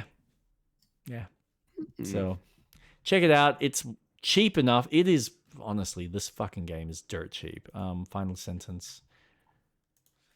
$12.55, 10% off because of its release. Yep. But even still, like $14. And there hasn't, like you can see, there hasn't been too many. It's very positive. People love it. But there's just 224 people giving it a thumbs up. That's not a lot. In the grand scheme of things, that's very small for this style of game. But again, it's touch typing. God forbid people actually learn touch typing. And I will say that's probably the one thing about the game that probably makes it a little bit more intimidating for most people. Unless you've got, like, I'm not an amazing touch typer, but I have developed enough confidence that I can kind of get through about 2 stages out of 4 before I lose. And that's to an AI, like to the bot, playing on, I think it's like a medium difficulty. So, and again, you can customize it. I set it to easy. I was playing around with the custom match just to see how, like, some of the tweaks that you can do. So I made the bot super easy, and obviously I was like, yep, cool. I'm actually typing faster than the easiest bot. Makes sense. Perfectly fine. It's like they've designed the easy bot to kind of be like one letter at a time type of deal. Yeah. But I will say, if you're wanting to get into this, you may want to have some level of confidence with touch typing. If you want to do it with single, like one stroke at a time, that's fine. You are probably going to fail many, many times, because there is, I think, an organic, or like a realistic speed that it's basing its winning parameters on. And then, unfortunately, if you get anyone that has real experience touch typing, you're gonna get fucking thrashed. So, but I will say, that said, there are people that are really good at touch typing that don't have the accuracy. And that's the one thing that this game really focuses on. Because if you get 3 strikes, like, it's a single wrong keystroke is a strike. So it is just as important to be accurate at your typing, not about being super fast. So if you can be, like, slow and smooth and pay attention to what you're typing, you may actually have a better chance at winning against someone who's super fast and is like making, like, I reckon someone like Kate would keep getting the fucking trigger thrown in her face because she would make one keystroke. And this is the fun part. You get one wrong and you have to start the sentence again. Oh. Yeah. And so you have to do, I think it's usually like 5 sentences before it goes to round 2. And when you get to the next round, it resets your mistakes. So if you've gotten like 2 out of 3 mistakes in the 5 sentences, clears it, you start back to 0. But obviously, if you've made a mistake within that time, if you get a mistake during a sentence, you start that sentence again. So there's like little challenging moments to it. But it rewards you for accuracy more than speed. Like, speed's a part of it, but it gives you this is the thing. They give you a 4-minute timer to write the 5 sentences or the paragraph that you're dealing with or the section that you're dealing with. 4 minutes is a long time that even someone doing a letter at a time will probably be perfectly fine, provided you're accurate and you don't fuck up any of the letters. But I can imagine someone who's going really fast doing a single mistake and having to start a sentence. It would be like I had that a few times last night where I'm like trying, and this is the thing. On a normal keyboard, it's fine. On a laptop keyboard, it's fucking painful because the keys just don't stand out. They don't feel like you can actually get a gauge of where your fingers need to be for any particular letter or punctuation. So I would be making the stupidest mistakes, and I'm like, fuck, and he's pointing the gun, click, all right, let me fucking write the sentence again. And then you fuck up again, and you start again, and you're like, But again, you can customize all of those particular settings. So if you don't want to restart the sentence and continue, if you want X amount of mistakes, you can do all of that in the game. So yeah, that's fun, cheap enough. If you like a bit of touch typing and a gamified version of it, I think it's a really cool one to suss out. Well, I've just installed it. Very nice. And then we can probably even play against each other. Yes, we can. Oof. Nice. I like a creative take on games like that. That's why I like the indie scene so much, because they're pushing these different style mechanics and gamifying it, and it's creative. I love that. And it's a good take on Battle Royale, which we will talk about in the podcast, because there's some things shifting with Battle Royale, one in particular. Okay. Dude. This game doesn't want to end. At all. Nope. It seems hellbent on just giving and giving. And Impulsive's right. When they release the inevitable Divinity, it's just going to be such a massive game. Do you think they announced it too soon for how big it's going to be? Yes. But I have that mindset in general. So we'll talk about this because I might actually start with it, since it's such a large piece of what I would consider my news for the week. Did you watch the III initiative? Not all of it. I saw bits and pieces. All right. I watched the whole thing. I haven't gone into the developer docs that they had afterwards, because it was like all together, I think it was over 2.5 hours.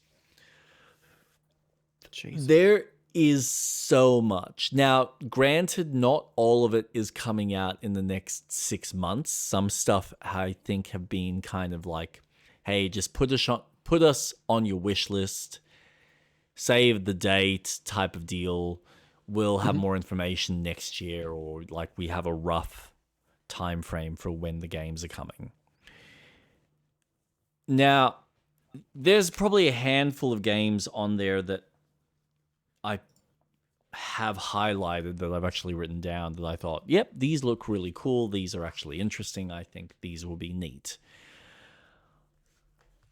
But I must admit, I think maybe it's because I've seen so much of these types of games that I just feel like there's just too much. And I know that there's probably a lot of these developers that feel like they're offering something slightly different or something unique, but in this landscape where we have so many games, not just coming out, but stuff that's already in early access that hasn't actually been fully released yet, do people want more fucking games that just allow you to sink in hundreds of hours in to build or craft your own little world? And it's, yeah, I don't know. I'm noticing so many of these games now are just creating another reason to, hey, here's another farming simulator, or here's another go off and explore this world and build your own personal castle or your own township or your own this or your own that. Where does it end? And does anyone actually have time to sink in? Like you're currently playing Pacopia. And you're already experiencing the fact that if I keep doing this, I'm going to burn myself out. Yep. Because it is very much, I mean, like Stardew Valley, you do spend an exorbitant amount of time investing in the world you're building. This is kind of what I've experienced playing Enshrouded, because honestly, and that had a recent update as well, where they're talking about some of the mechanics that they're tweaking. But I spent so much of my own personal time building my own little world.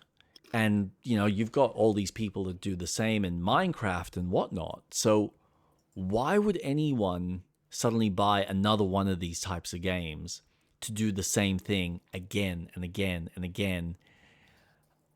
It just feels short-sighted, especially from indie developers.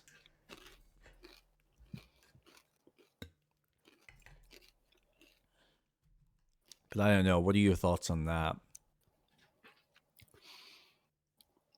I agree. How many fucking survival games are there? Thank you. All right. How many that's base what I was building looking for. games? Yeah.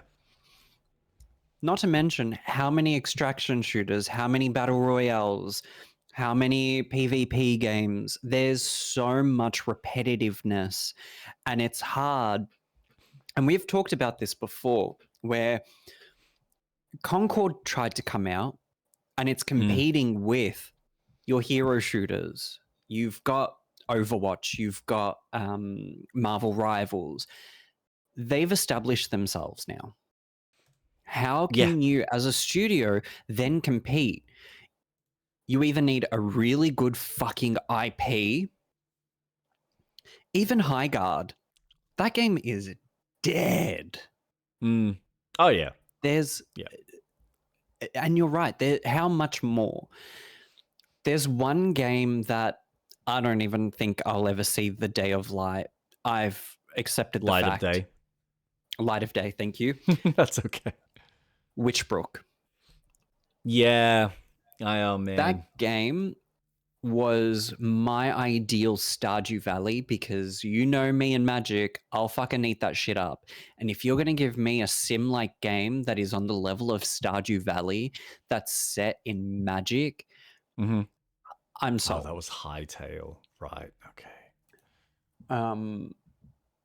Where are we? See, this is my point. Like, okay, I saw this Everwind, and this has got some new update coming out, and I'm looking at this going, okay, didn't I just see this recently?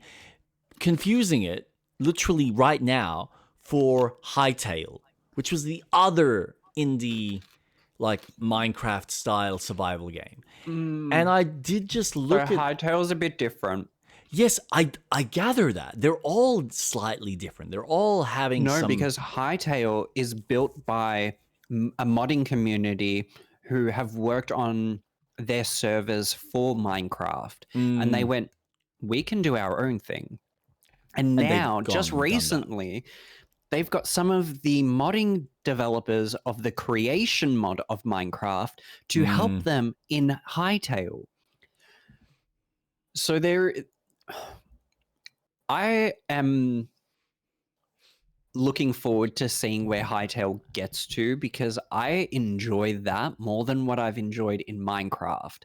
It's just too much of a fetus right now to Yep. really sink much time Yeah. into it. Yep. It needs Yep. to grow. It needs to just stay in the womb, get some nutrients in it until I then start putting the time into it. Yep. But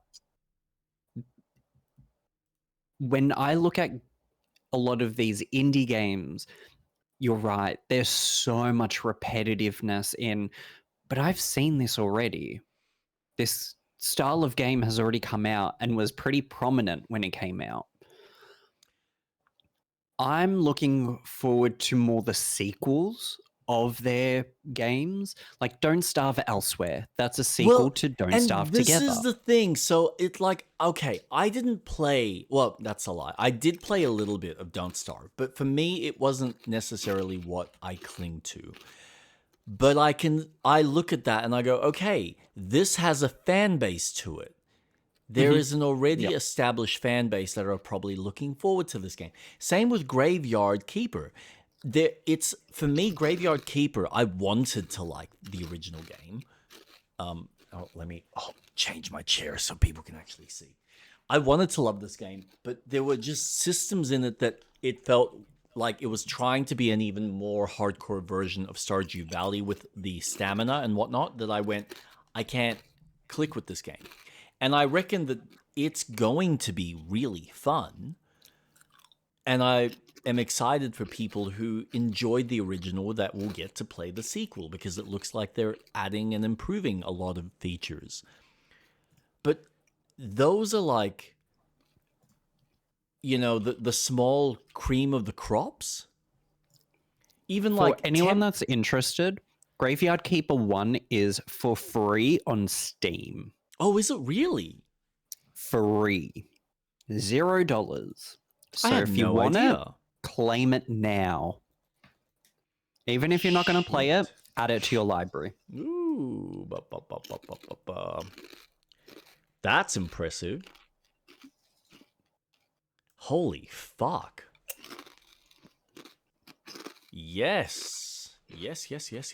Thank you very much. Well done, You are StreetRat. welcome. Ooh, look at that. Got to spread the word. Absolutely. Free things are good things. Fucking lootly, yeah.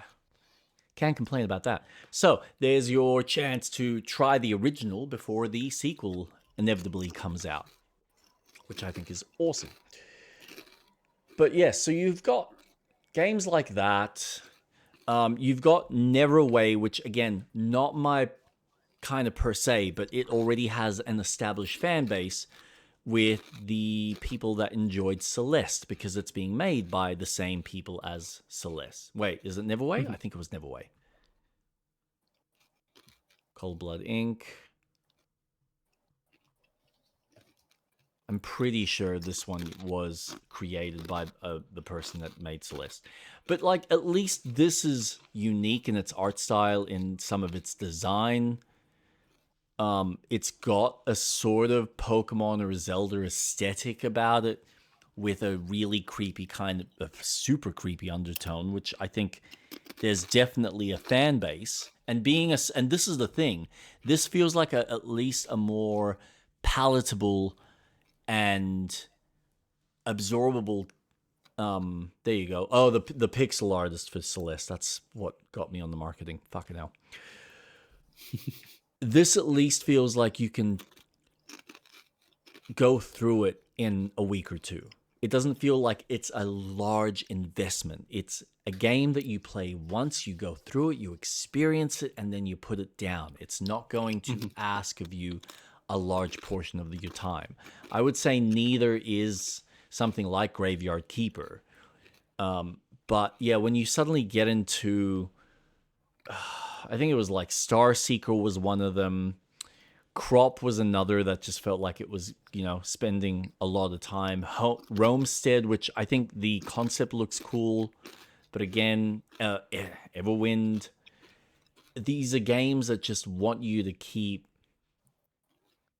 you know, investing more time into building your own little community in the world and just, enjoying the sim aspect of it.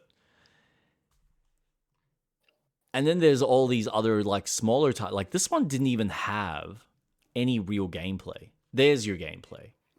But the trailer that they showed was just this whole animated sequence. But Barely. this is a DLC for the original game. Is it downloadable Yeah. content? Yeah, Right. this is a DLC. Okay. That kind of explains that. Awesome. It's a lot. You go through all of this, and some of this stuff I kind of went, do you feel like you've actually added enough to sell people on an idea that's worth even releasing?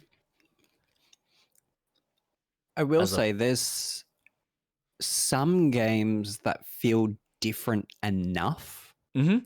So there's a handful. There is a handful, and we can go through them if you like. So, do you want to go through them from the top? Yeah. So I'm looking at All the right. Steam page for it. So mine's Okay. out of order, but I'll rely on you. All right. So I've got Windrose. Windrose. Yep. Mhm. Okay. Survival game. I get it. It's exactly what we're talking about. But the fact that it's doing something with pirates, which we haven't really seen too much of, and the fact that they are almost blatantly fucking taking the mechanics from Black Flag, I think looks like a cool premise. And I think if they can nail some of the exploration and offer some cool questing, kind of like Enshrouded does, I think this will be a really fun game. Agreed. I have this wish listed because I want to keep my eye out on it Mm-hmm. because it does have something that I've wanted from Sea of Thieves Yeah. and what Black Flag offered. Whoops. And Black Flag. Nice. I gotta remember the that. boarding of the ships, Yeah.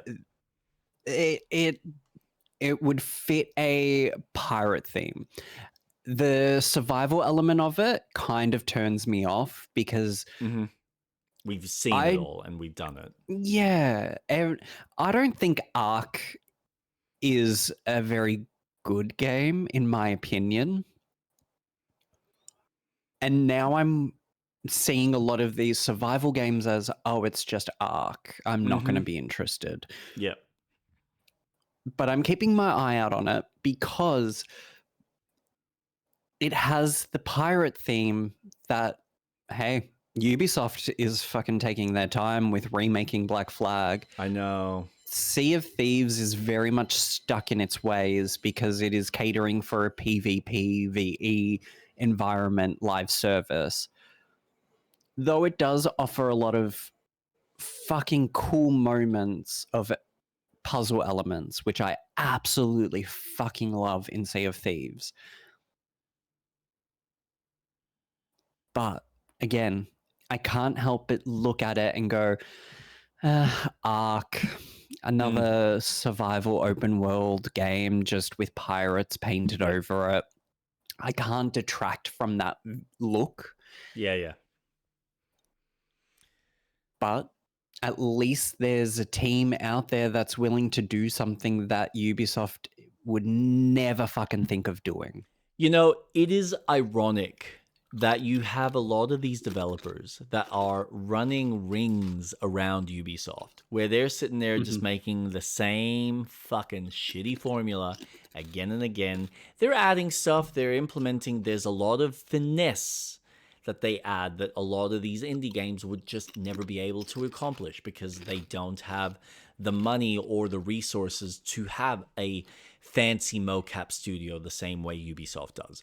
But it's amazing that Ubisoft, for the size of their teams, can't even accomplish this level of freedom and flexibility in a game. And have had the fundamental groundwork and base work for a lot of these concepts. I mean, I look at some of their games and I go, you know what?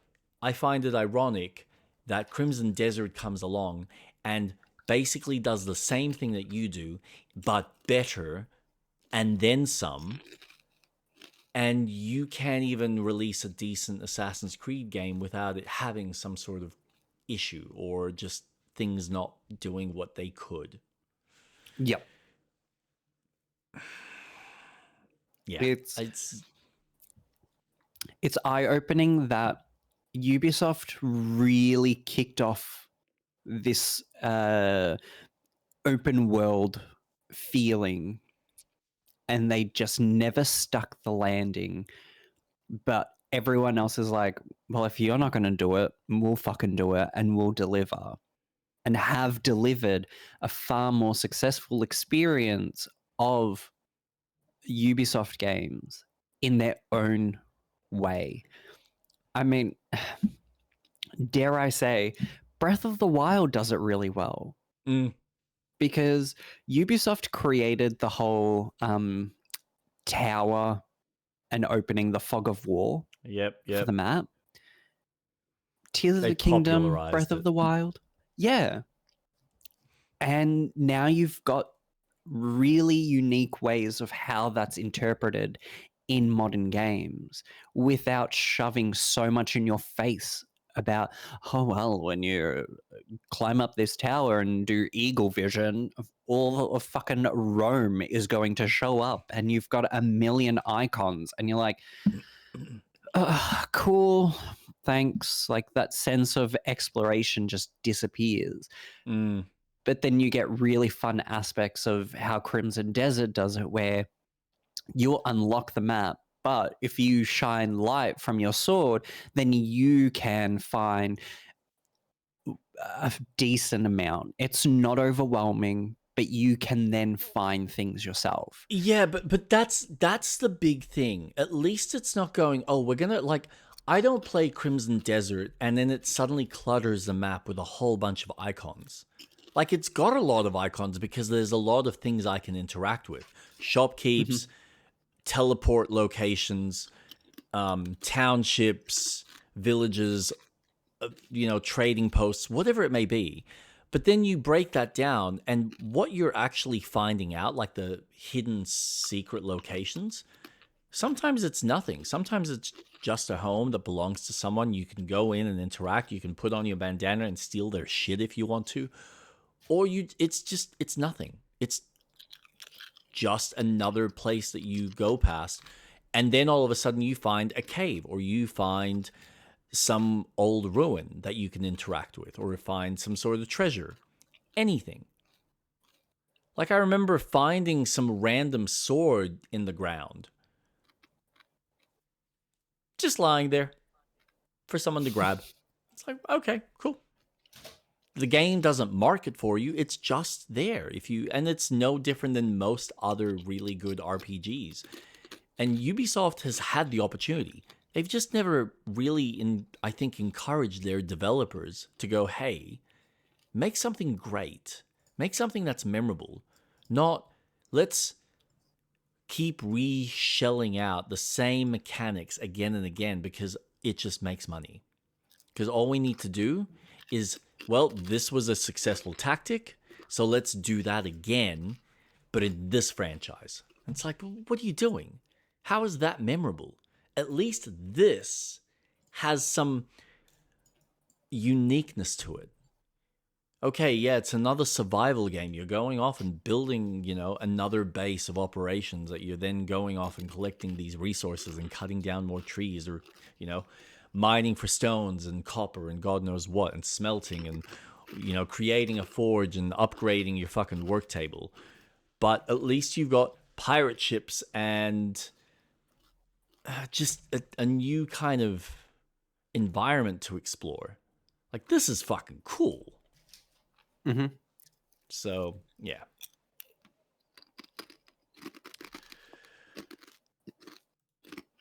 Um,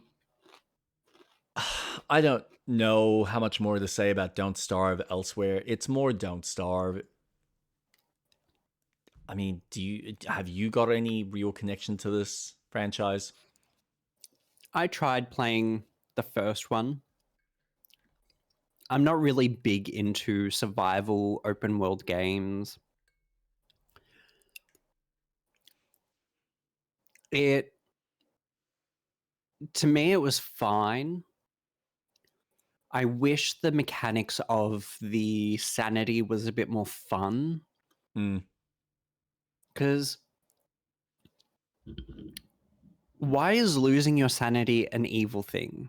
Why can't we play a game like Bloodborne where you want that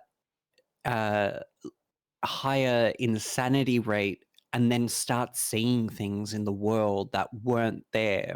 Like when you're exploring Bloodborne and you get above 40 insight, you can start seeing the amygdalas around. And it's like, I fucking what love that. the fuck? I know.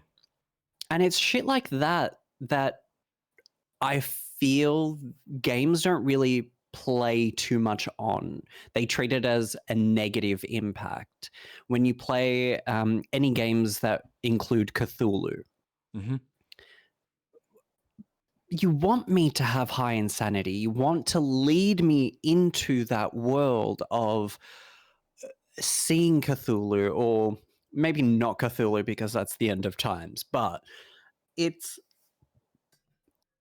never played upon. So when I played Don't Starve, the sanity increases and monsters start to show up more often. Mm-hmm. And I didn't enjoy it as much. So I didn't play too much of it, probably an hour or so. And I was like, this game is not for me at all. Yeah. And there's only so many times that I'm going to chop a tree to build a crafting bench to then craft weapons. If I want to do that, I'll commit to a game that I feel attached to and that I know that I want to do that. But with Don't Starve, I just felt it aesthetically, love the art style. I cannot fault it. It is absolutely fucking beautiful. I love the I will agree 2D, with you. 3D Yeah, animation. I will agree with you. It is a really beautiful art style, and if they ever made a cartoon, I would be there in a heartbeat. But as a 100%. game, I don't enjoy it.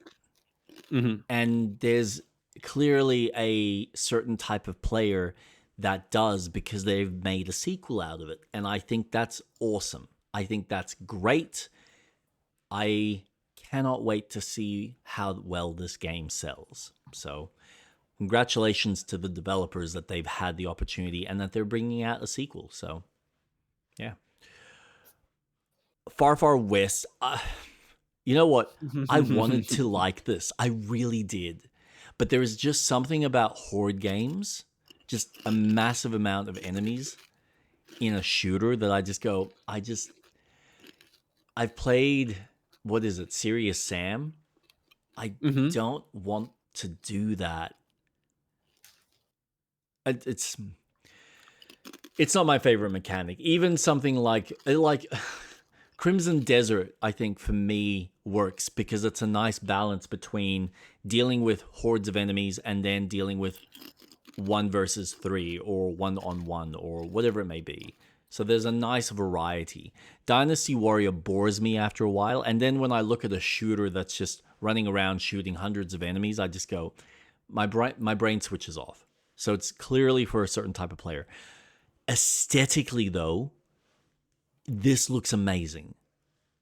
And some of the level design, like there's a sequence where you're on horseback and you're chasing down a train. I went, that's fucking sick. I wish this was in another style of game. I really wish it was in another type of game. So I watched the trailer for this because I was very attracted to the thumbnail on YouTube, and I was like, oh, a cooperative cowboy game? Mm-hmm. Awesome. I lasted maybe 10 seconds into the trailer, and I was like, nah, not for me. Because I saw the hordes of enemies coming at you, and I just, yeah. If I'm going to play a game where hordes of enemies come to me, I'll play Risk of Rain 2. Mm-hmm. I'll play Vampire Survivors. Fuck it. I'll install Doom and play that. This has such an interesting, and you're right, the levels, like going on the train, horseback riding, so it feels vast, but it just doesn't hit. There's just something that I want from this game that it's just not going to give me. You know what I thought of just now? This would be so cool if this developer had committed to making something that was more like Borderlands and had given us open world, like this open world space, or even if you want to zone it, you can zone it, that you go through and you complete these missions and do side quests for like the townsfolk while you're That on would be this sick. big journey dealing with, some undead creature that's trying to destroy this area, whatever it may be. But there was just something about right now, rewatching it, I was like, as a Borderlands game, this would be fucking sick. Mhm. But because like I look at this and I go, this is fucking cool. I would love to explore this as an open world game and go off on a journey with 4 players. And then it turns into this horde mode where I'm like, yeah, nah, not for me. Aesthetically, it looks amazing, like just visually. Such a great identity. These sequences on horseback, I'm like, wow, that looks cool. Being on the minecart, chasing down a train, all of that looks just, from a gameplay perspective, really, really fucking cool. Agreed. Just everything else, I just couldn't care. It's funny because it has so many elements of what Borderlands could be today. Oh, don't. Hurts my fucking soul. I'm still waiting for Borderlands 4 to drop down to like $10 so I can buy it. I'm still bitter that we went from Borderlands 1 to 2, and then 2 introduced the fucking flying buzzards that were flying about trying to kill us. They were in 1. And I'm like, they were in 1. Yeah. And I'm like, okay, let me fly that. Make the 3rd game where I can start flying up to locations. Yep. Was it in the game? No. Nope. No, they made essentially 2.5, and now we've got 3 that went, now we're adding some verticality by giving you a grapple.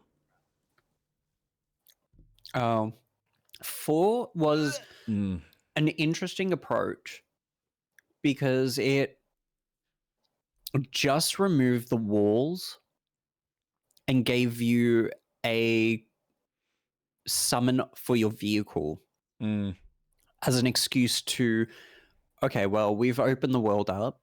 Yep. No zones. Which I think is cool. Like, I'm sure that would have been hard from a development standpoint to make sure that the streaming between multiple players so that everything is in sync works flawlessly. And that's important. But it's more of the same. Yeah. How many hours do you want me to spend just so that I get fucking lucky on a gun out of your gazillion gun chances to then have oh, I can finally enjoy the character that I'm playing. Yeah.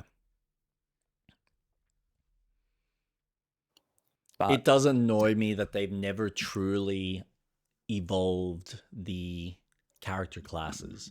Like, it would be nice if they went back to the original 4 characters or 5 or 6 and gone, okay, let's actually flesh out and add some proper melee.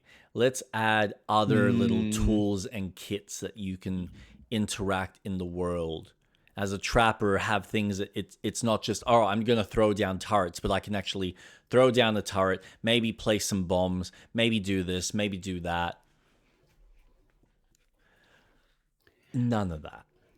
Not in the wheelhouse, because for them, they're just making, they got comfortable. They are yep, adding more guns, it's safe. adding more worlds. You know, it's easier to design. I mean, I wouldn't say it's easier, but it's, when you've already got a basic game concept, it's much easier to come up with levels for you to traverse through than it is to add new mechanics that you then need to like redesign how you interact with the world and how the AI functions to accommodate for that level of play. So I get it, but fuck me. Could you, like, you know, at least you, for all the criticism I have for Diablo 4, at least when I play a class, I feel like I've got a little bit more variety in what I can do with the class. And with Borderlands, it's, I mean, the variety, I guess, is the weapons. But God, it would be nice if you had a little bit more. Like, instead of giving me more weapons, let me actually customize how how those weapons even work. Let me put in some of those modifications and those little attachments and go from there. Anyway, Machine Party. Did Machine you watch Party. this? Machine Party is a collection of violent party games where failure is lethal. Gather your friends and endure This high stakes situations to prove your looks life is worth more than cool. theirs. Survival is unlikely. So it's made by the creator of Buckshot. Oh, that's why it looks familiar. Yeah. I don't know why. It feels like Mario Party, Mm-hmm. but for sadists. And I think this looks fucking cool. Like, this would be fun to just fuck around with and play as a group.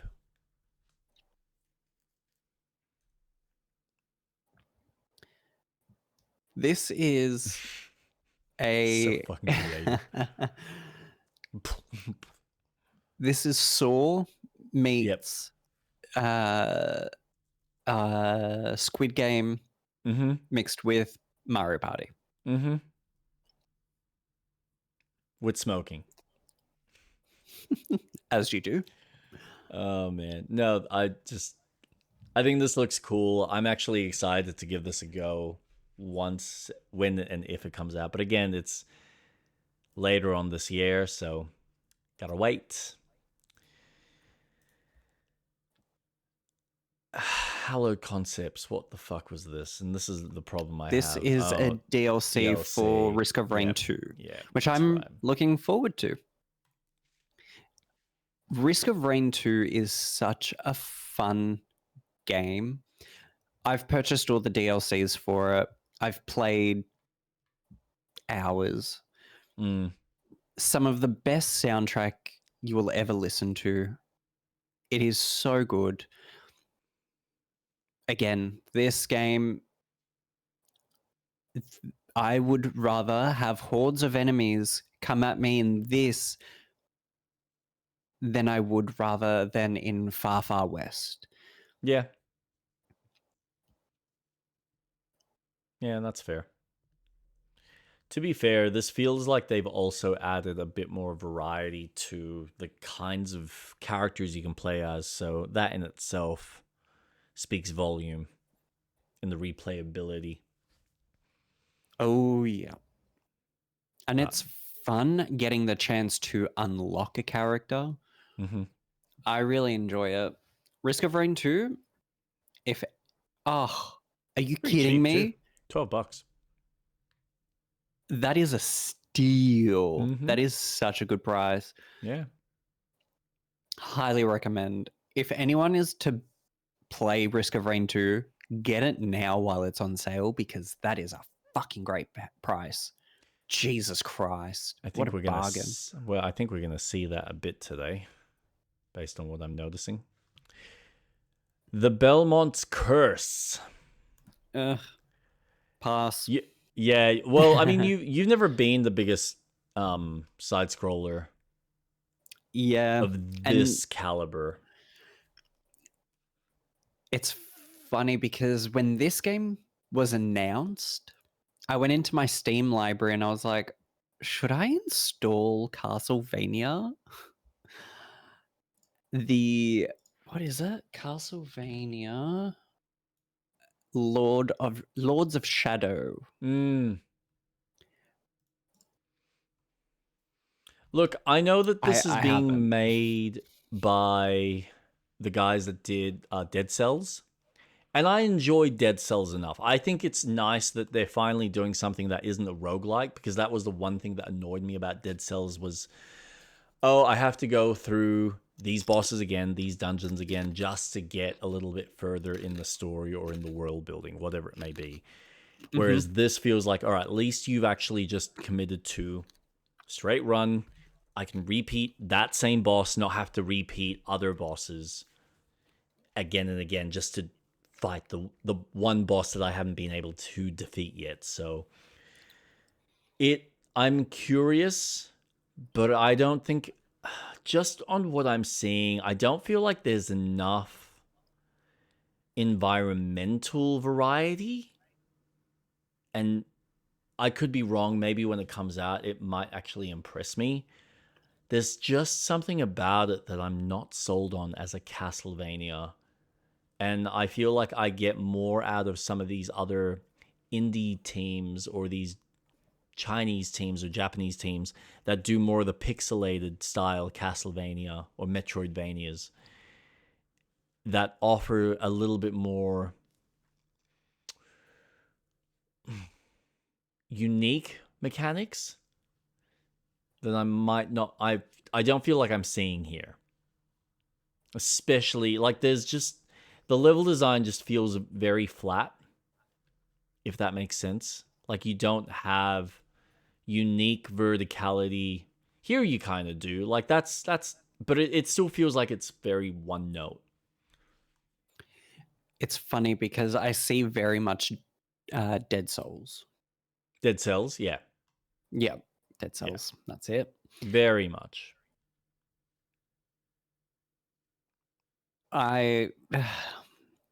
When I saw it, I was a bit disappointed because I would love another 3D Castlevania game. Mm-hmm. So for me, when they announced this, I was just, okay, add it to the list. Another Metroidvania game. But who knows? This could turn out to be a really good game. I think But they're really good from an art style perspective, and I gotta admit, they nail a feeling of playing a platformer that I don't think a lot of these types of smaller teams do. So I have no doubt that from a picking up and playing the game and playing the action set pieces, it will be fun. My issue is when everything I've seen from even their Prince of Persia game that they made not too long ago, which was a roguelite as well, and Dead Cells, I've never really been fully sold on their platforming. Like the platforming in general that they've always offered has always been very, it's fine. It exists. It's there, but it's not anything to rave home about. You're not sitting there going, fuck, that was such a fun, level that I had to try and traverse through and use all my abilities that I want to do that again or experience. Like they don't really have that finesse with platforming. But we'll see. You know what's funny? They did a DLC for Dead Cells that was Castlevania. Yes, I know. I forgot about that. Yeah. Dead as Disco, I couldn't care less. I don't know if you have anything else to add. Dead is Disco. Let me just bring that one up. I can load it up here. Martial arts meets music video in Dead is Disco, neon drenched beat 'em up, where every punch, kick, and combo syncs to the music. I think this would be really fun to watch someone play. Possibly. Look, I'm sure it'll be fun to play. Yeah. I think I'm not sold on the. I'll put it this way. Because I still haven't played it. Sifu? What was it called? No. There was one that's similar where it's an action game that's rhythm based. High something. Yeah, High something. I just can't think of it. I've got it. Hi-Fi Rush. Hi-Fi Rush, yeah. I will play that over this. I don't know why. There's something about this feels like it's Suda 51, and I've never really been sold on Suda 51's art style.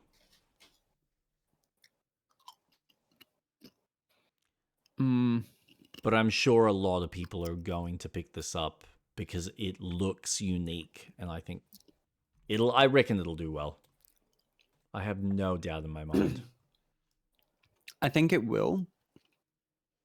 I won't play it, but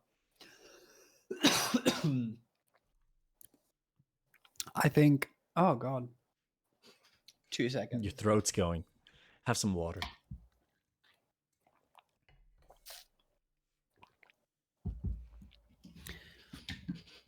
I think it will become really enjoyable when people start putting in custom tracks and start having more fun with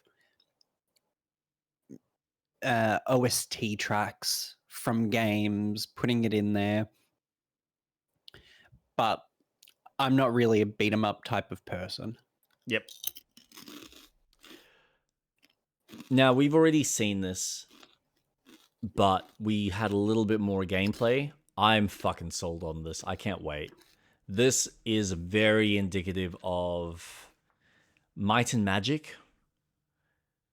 The level of interactivity in the world and some of the puzzle solving, where it's not just combat related, but hey, you can use the environment to deal with enemies, I think is really cool. And I love seeing this type of stuff in games.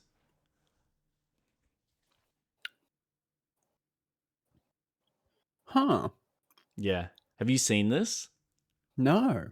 Yeah. This is the first time I'm seeing it. It's really cool. Like, it reminds me of, there's like a handful of games, but you've got the, like I said, Might and Magic is the one that really comes into the back of my mind. There's some stuff in here that feels like it's from Bulletstorm.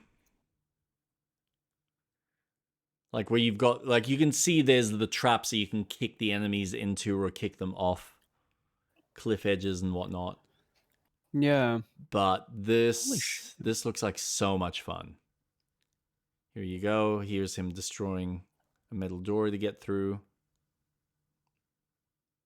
Using a chair. I'm curious to see how this plays, though, because it looks like a very clean trailer, but we won't know if it actually plays as interestingly as this. That's my main concern. This trailer looks too fucking nice. Mm-hmm.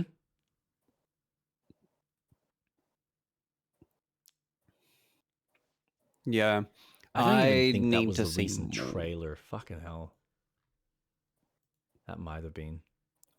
I'm pretty sure they had something else that they played. But anyway, I can't wait. So I've got my eye on this one. Oh, this is actually the trailer. This is the one that they played.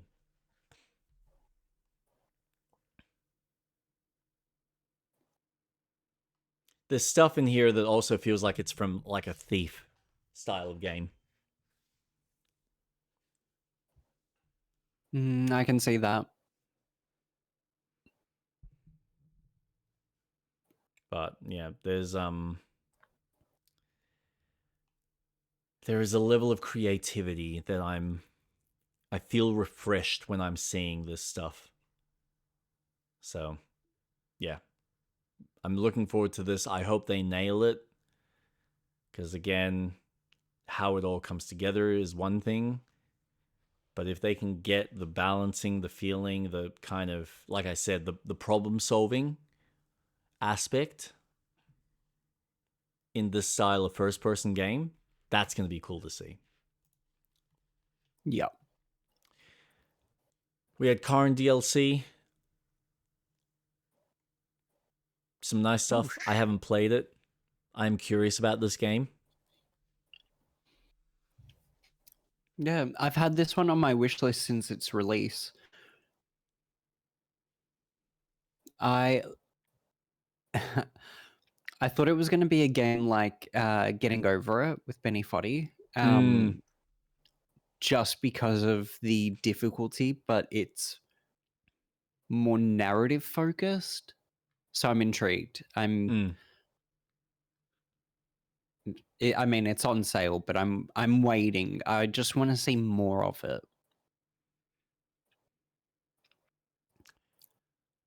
Over the Hill. Do you have any interest? This is the co-op driving game, isn't it? Yes, and by the end, when they get to the campsite, the fire turns into some sort of weird rock. So there's something ethereal or alien about it, but until it's out, I don't know. Like if I've got nothing to play, or like if we've got nothing to play together, we need something. This might be interesting, but there's another one further down that I think I have more interest in trying with you.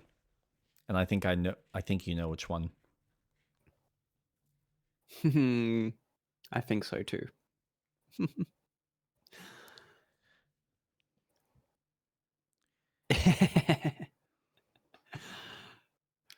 Now, Prove You're Human.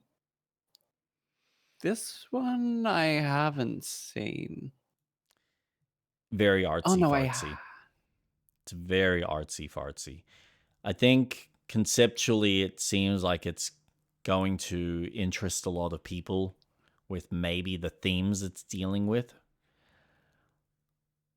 It's going to be a lot more philosophical. Yeah. Yeah. I'm not sold on it, but who knows? We'll see. If this game offers something that's unique, like especially with the capture, like prove that you're a human, things that are not fire hydrants, or pick the bicycle, that's cool. I think there's going to be a unique storytelling game. So I'm going to appreciate it for what it's trying to do.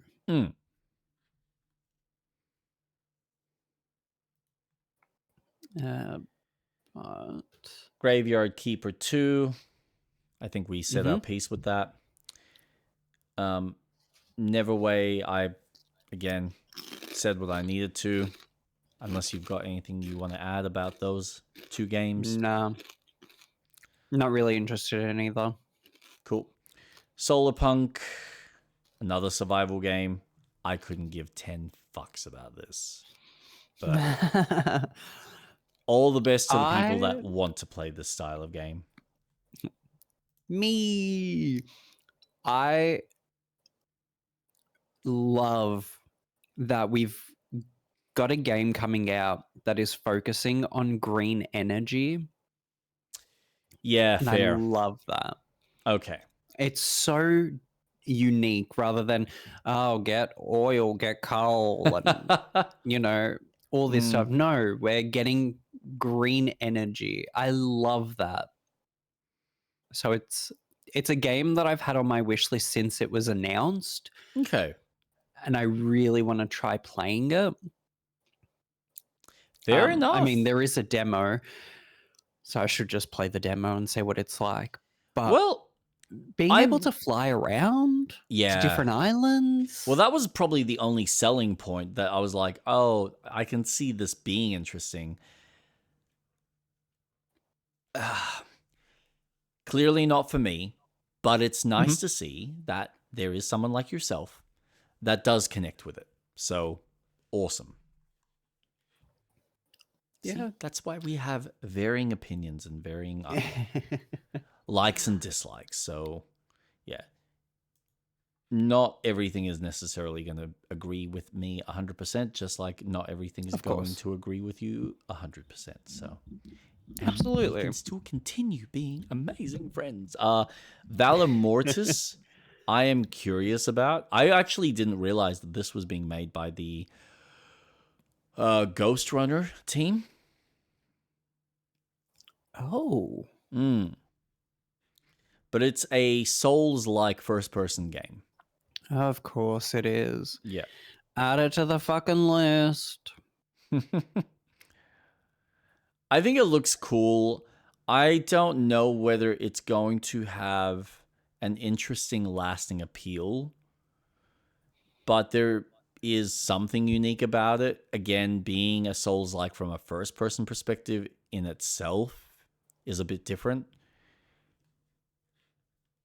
Until it's out, this could go either way. Could either be really fun or just average. My issue when it comes to a Souls-like in first person, what's happening around me? I've only got such a limited view. There's such a risk that I feel the combat is always going to be in front of you and nothing behind. So I don't.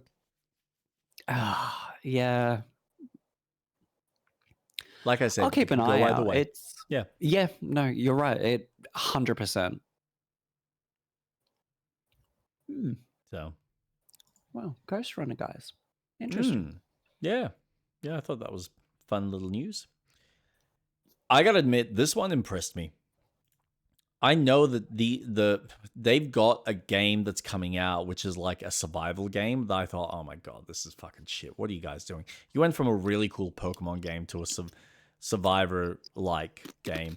And then they showed this trailer and I went, holy fucking shit. They are taking it to the next level. This is really fucking impressive. Yes. So I enjoyed Temtem. I thought it was a cool Pokemon game. I never finished, so I never saw the credits, but I'm at the end. Yep. Mind you, I was playing during a time that the game was still coming out. Yep. And they were still dropping updates. I am hesitant about this game because if they treat this game like they did with Temtem, then forget it. I'm not going to touch this with a 10-foot pole. Explain.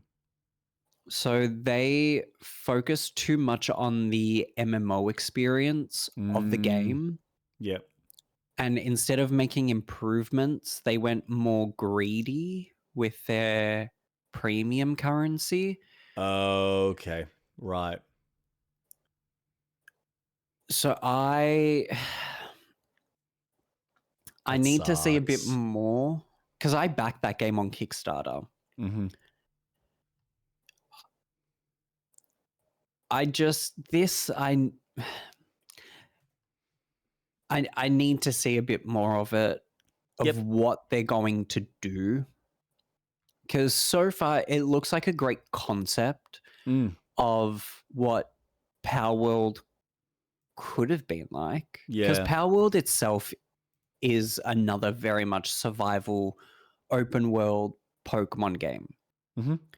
Or what's the genre? Catch 'em all Yeah. genre. This does offer things that I would like both games to do, like being able to have unique animations when I'm on a Temtem. Yeah. Power World hasn't offered me a unique way of, oh, I'm riding on this PAL and it's not just a static animation Yeah. that I'm flying up, down, left, right, forward, back. But I'm keeping a distance, but I'm keeping an eye out on it. Cool. I'd like to see a bit more. I gotta admit, the lift actually impressed me. I remember seeing something announced about it, and I was like, I need more because I have no idea what the fuck this is. And when they started to explain that it's a puzzle, like this puzzle game where you're going off and fixing systems and fixing machinery, and it gets more and more complex, I went, oh, that's fucking cool. Oh, And you can see I am looking forward to this. This looks fucking cool. This really impressed me. Going from like simplistic systems to even more complex. All right, you now have to really start understanding what you're fixing, how it all correlates, and yeah, this looks like fun. Yep, I agree. So I'm down. 100%. There's an element of keep talking and no one explodes, escape room. There's just a fun element of puzzles, and love, very much love. Lost Railway, I think the concept intrigues me more than me wanting to play the game.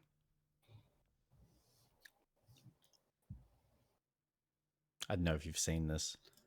Lost Railway.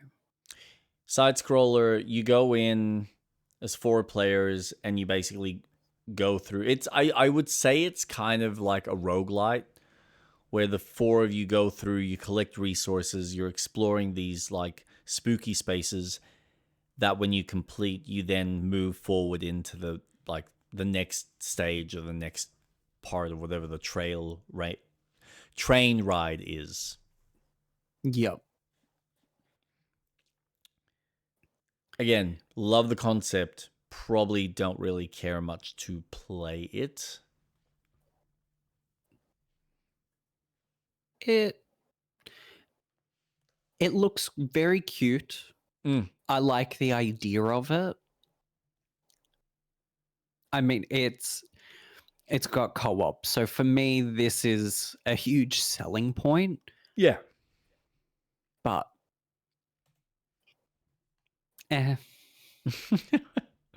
I'd rather this in 3D. Yeah, I know. Final sentence I've already talked about, so we can move on from that. Frost Rail. Is this an expansion? No, this is its own game. I thought this was already an existing game. Add it to the list. Another open world survival crafting game. Because there's already so many. We need more. How many do you want to fucking play? Well, I mean, we can knock out Starkeeper for the exact same reasons. Because I think this is like another survival game. So Star Seeker is essentially a sequel to Astroneer. Right.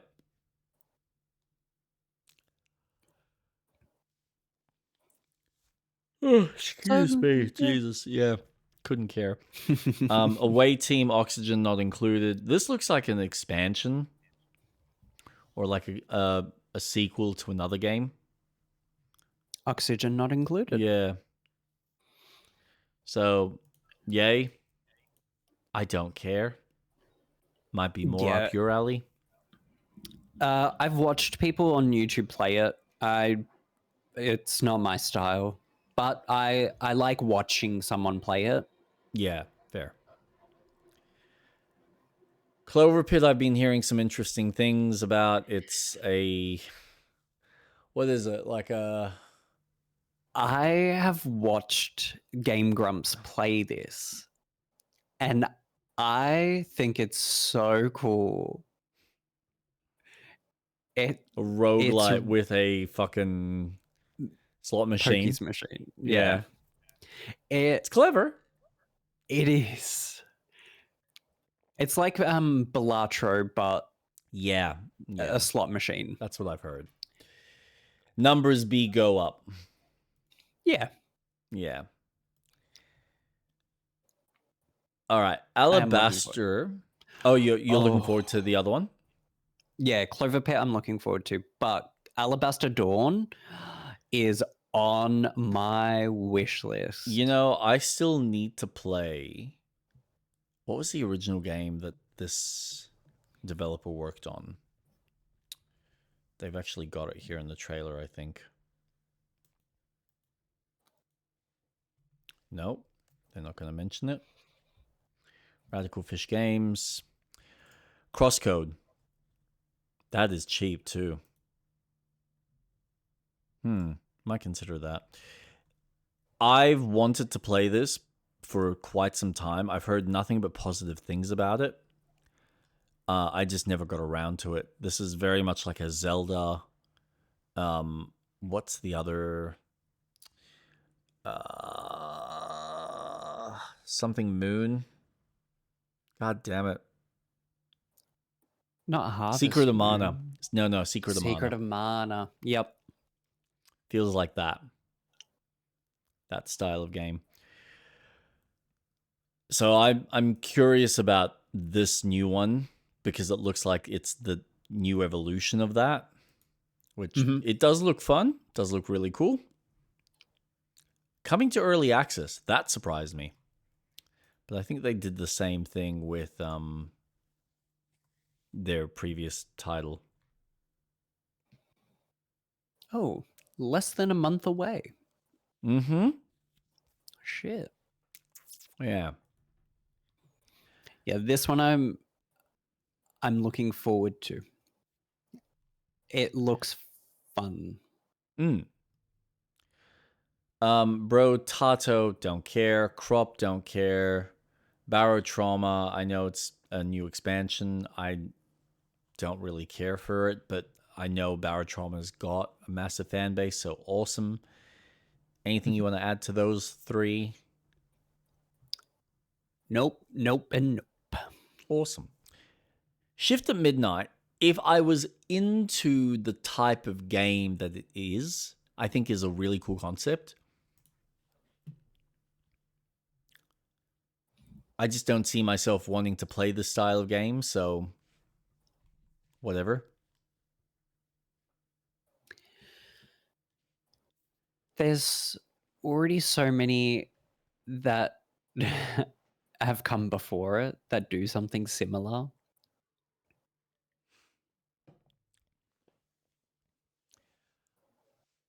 I'm reminded of what's that horror game? Phasmophobia for some reason. Kind of got that Phasmophobia vibe to it. Yeah. Especially when you're now dealing with the... What do they call them? Oh, excuse me. There's like a term that they use. The entities. Anyway. In Phasmophobia? No, not in fact. In this. Anyway, it doesn't matter. I think there's going to be a fan base for this. I think this will actually do really well. Especially with the younger audience. Something tells me this is going to be very fun. And I think it'll probably be more fun to watch. Streamers playing this game, this is going to be a streamer's fucking dream. Yes, agreed. So, especially when you've got a group of friends playing it, I think, yeah You're right. Long Gone, I'm looking forward to. There's something click adventure about it, which I'm curious to see if that's kind of what they're going for here. But, I mean, I know you're not a big pixel art fan. I usually don't care much for zombies, but there was something about this that I went, ooh, you're doing something unique in this space. Maybe?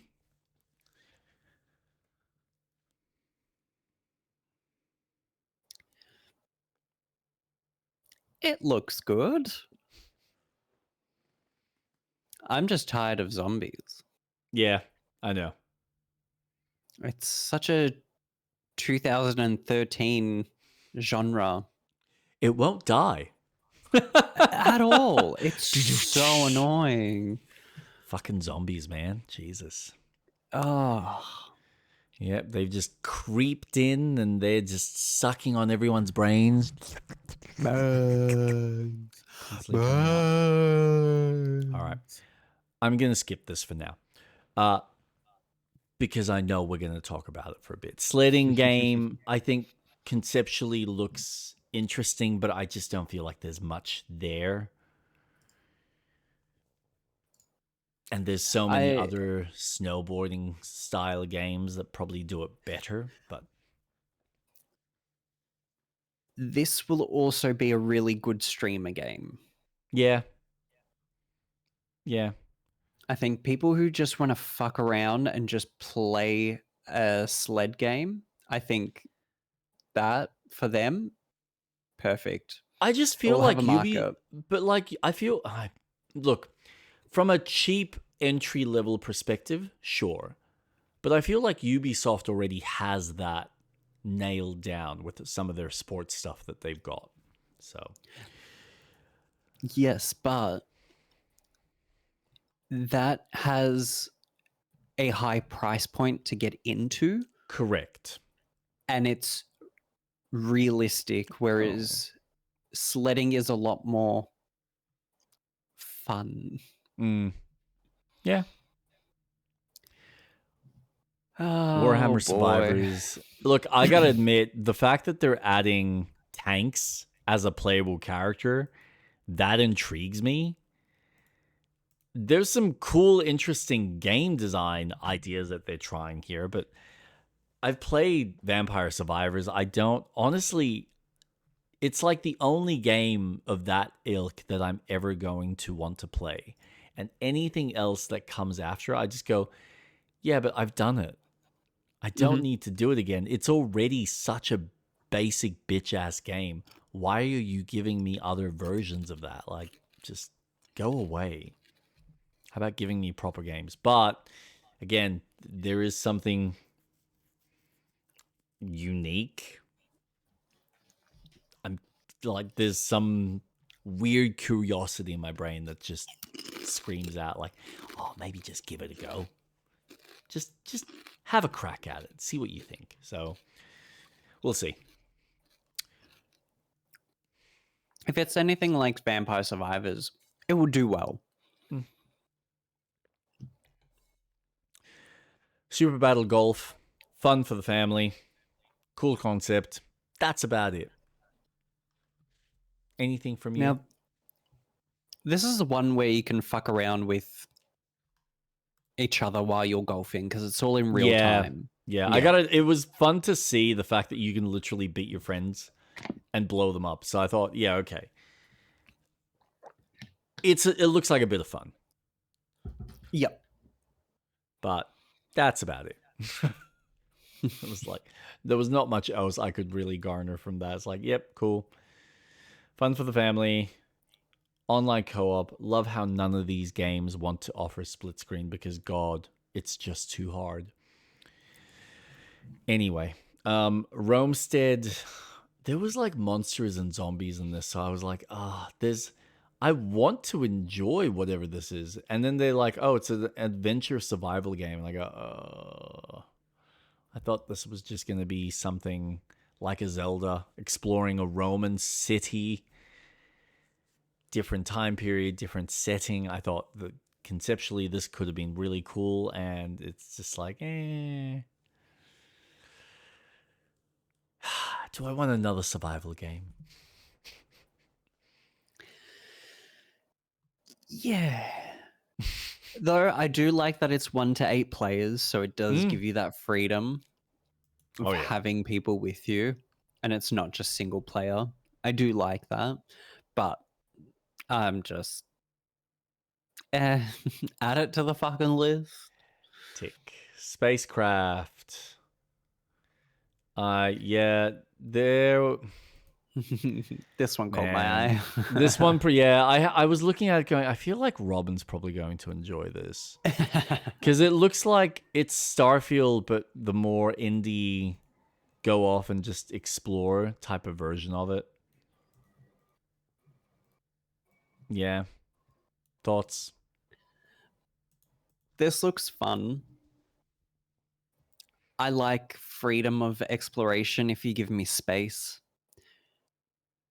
It will probably do something that No Man's Sky hasn't been able to do, which is have proper building of ships with fucking automation involved as well. Yeah, maybe. I love that. Give me Satisfactory in No Man's Sky. Absolutely. I'll fucking eat that shit up. But this one I'm looking forward to. I think this could be a really fun game. Fair enough. I feel like the ship combat has potential to be a lot better than No Man's Sky. Yeah. Lost Castle, I couldn't give 10 fucks about. Lost Castle. It's a 2D Oh, brawler. it's like Castle Crashers. Yeah. Meh. But roguelike.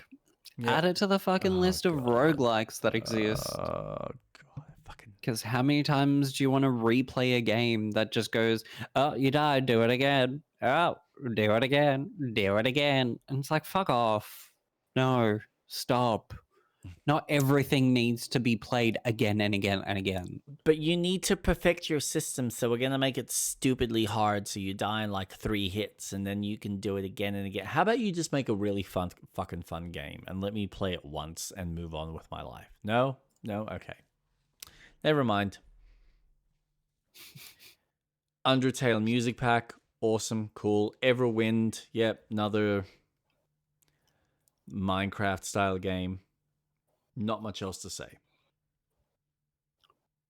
No.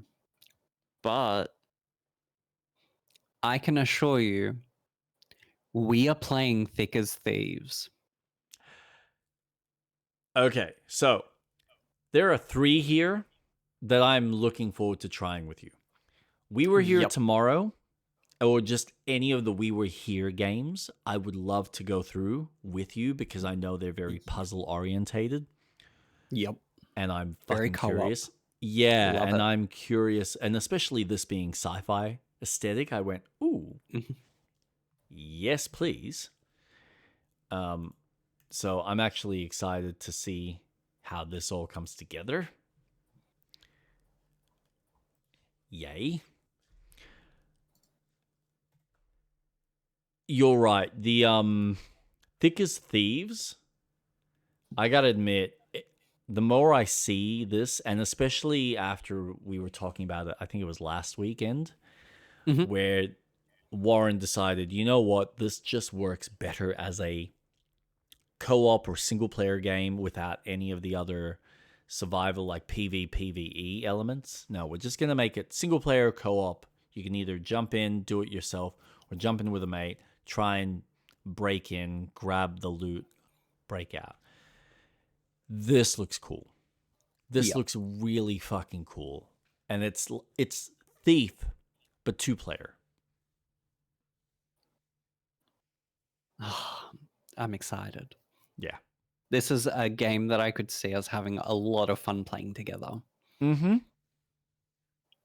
Yep.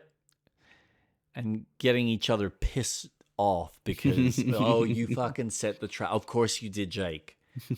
What the fuck's wrong with you? Why do you have to go in head first every single time? Did you not learn from Baldur's Gate? Yeah, no. So this looks cool. I'm excited. 21st of May. That's not far. That's A really month fucking away. close. Yeah. That's Yeah. ridiculous.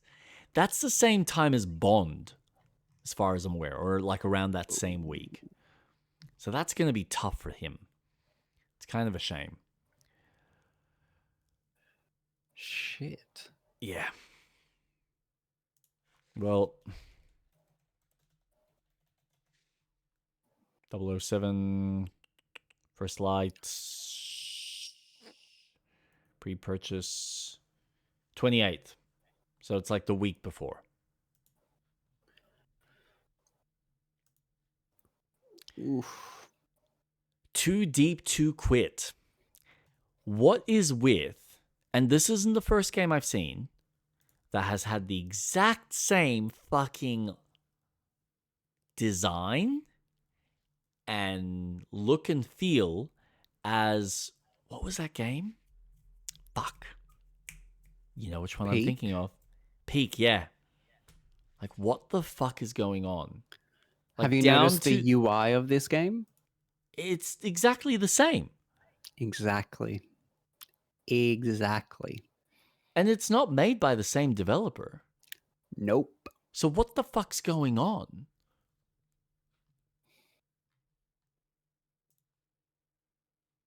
That's my massive curiosity. I'm excited to try this and play this, but I still can't help but look at the UI and I go, did you guys literally just rip off the other guy's engine and just tweaked a couple of minor different things? Either that or it's being made by the same game engine from a baseline and they're just adding their own tweaks to it. This looks really enjoyable. Mm-hmm. Something that I would much prefer is this style of game rather than what Peak offers. Sure, Peak is about getting to the top, getting to the peak. But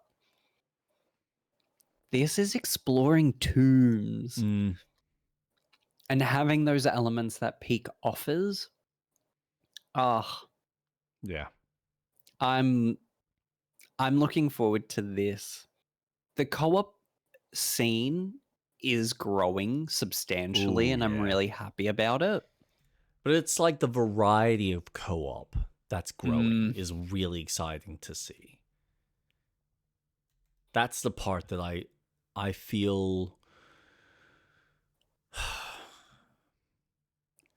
I feel blessed to live in this era of gaming where the types of co-op experiences are not just, oh, it's another Call of Duty, or oh, it's another Dota, or oh, it's another hero shooter. It's, hey, here's an actual cooperative game. You're going through together. You're trying to get to the top of the mountain, or you're trying to cross this ravine, or you're trying to explore this tomb. And sometimes it'll be, all right, do a quest together, or do an adventure, or go on this, epic journey. Oh, man. It's really impressive. Really impressive to see the types of stuff we're getting. Agreed. And I think, with that said, we can probably bring up the fact that a game that's been around that didn't technically have co-op when it released, added it in, and is now adding in a fucking Pokemon mode.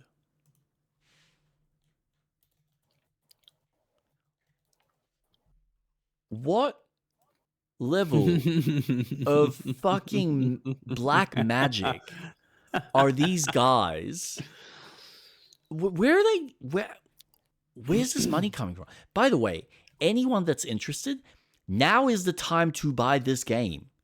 I don't know if this sale exists everywhere across the world. It is 60% off. This game is on another level today from when it Mm-hmm. first released. What is it? 8 years ago? 6 years ago?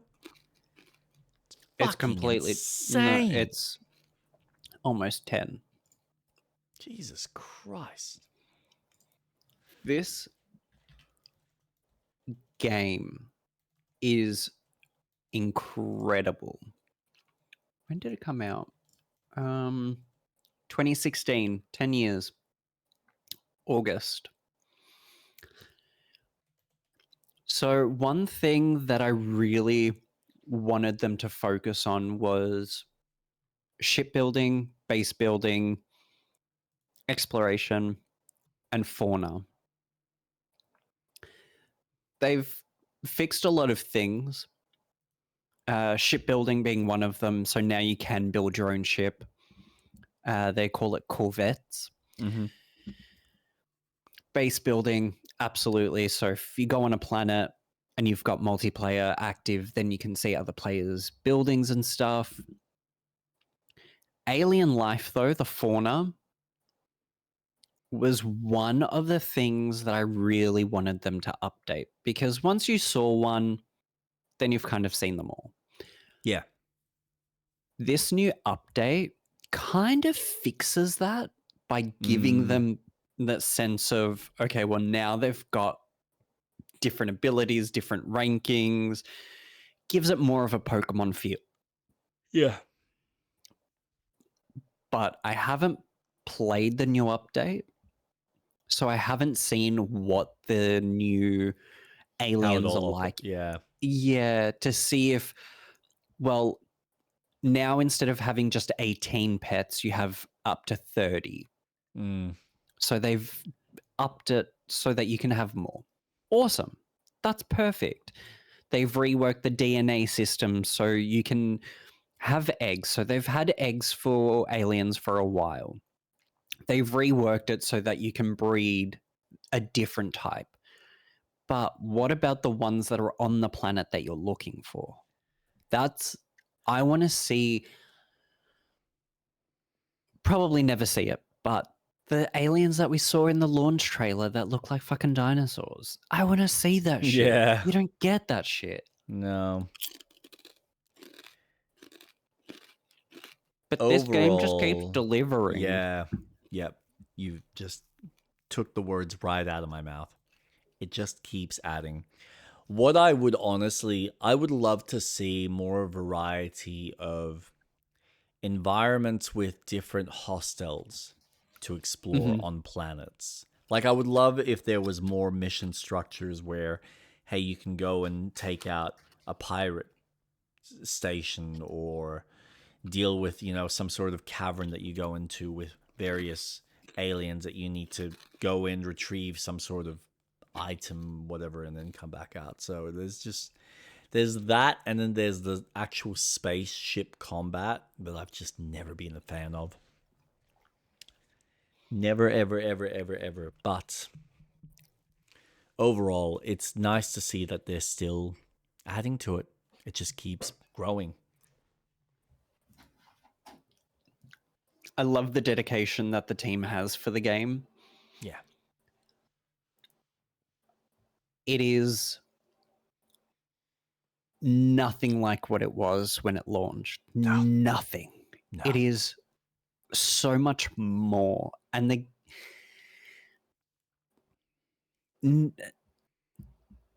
people who are watching, for the love of God, buy the fucking game while it's on sale. Yeah. Seriously. Like, even at its full price, it's worth it at this point. But if it's on sale, run away. Run away into the trees. If you want a space version of Minecraft, this is it. Mm-hmm. In my honest opinion, it doesn't get any more breadth of a game than this.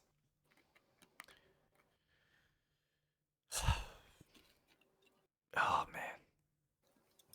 It's Hello such Games. what Another they have level. done is pure magic.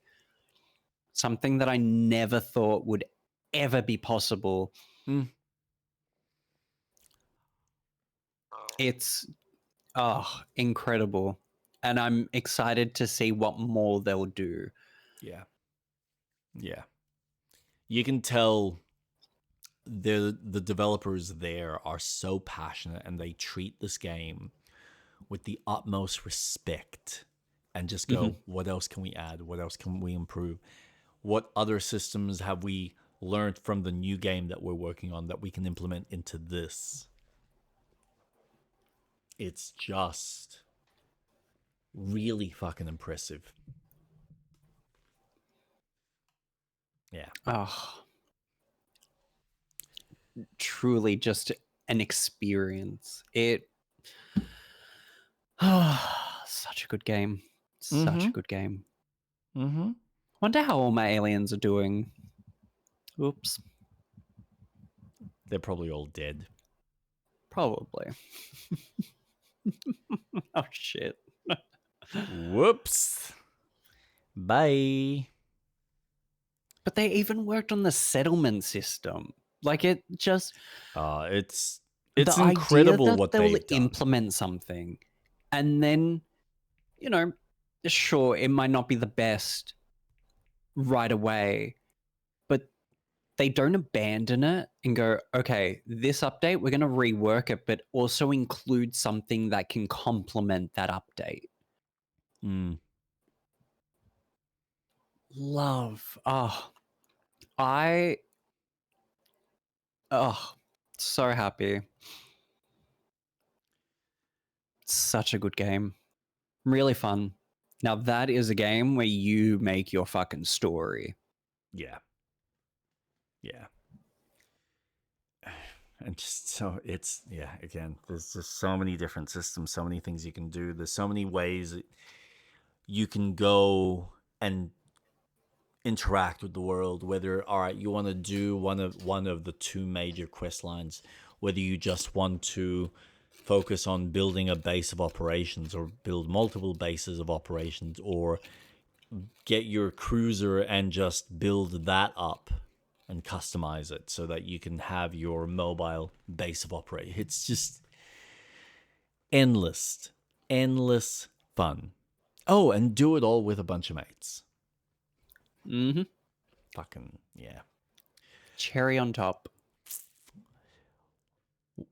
How do you feel about Steam potentially looking at offering players the ability to see what the potential or average frame rates of games? I love it. Give me more information about how my computer will be able to run the game before I buy it. Absolutely. Instead of having to go onto a website called Can I Run It? And rely on, well, this is just giving me a generalized look at it. No, Steam can actually tell me, okay, well, with this rig, the game is going to run at this. Okay. Perfect. I've got that information. I think that's fucking awesome. The team at Valve are really just doing great work. They just keep going. It is impressive. And this is what, all right, so I'll merge this one in because I feel like it's relevant to why Steam is so popular. So Amazon has announced that they're essentially pulling away from their Luna.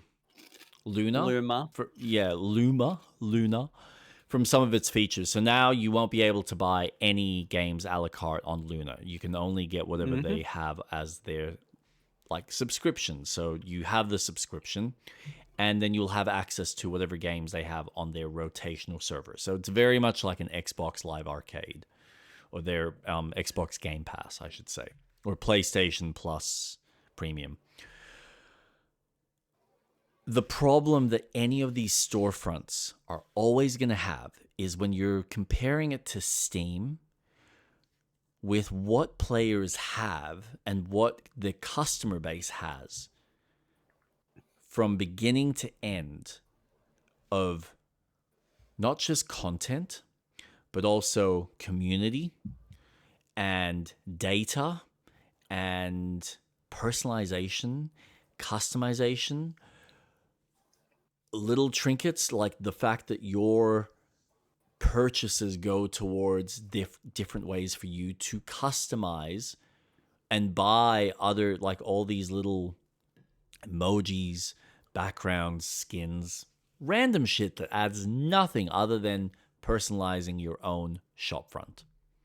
Mm-hmm. How do you compete with that? Even Epic, a company that has so much money that they have technically fuck you money, can't even get enough traction. Like I'm sure they've gotten a little. Do they have fuck you money? Because they just fired a whole bunch of people. Apparently not enough. Well, I mean, because they keep fucking suing Apple left, right, and center because they want their 20% cut or their 30% cut. We don't want to give you 30% for putting our games on your store.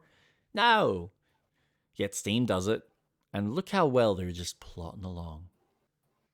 Adding all these fun little features for their customers. They're not complaining to anyone else. They're not bitching. They're just, okay.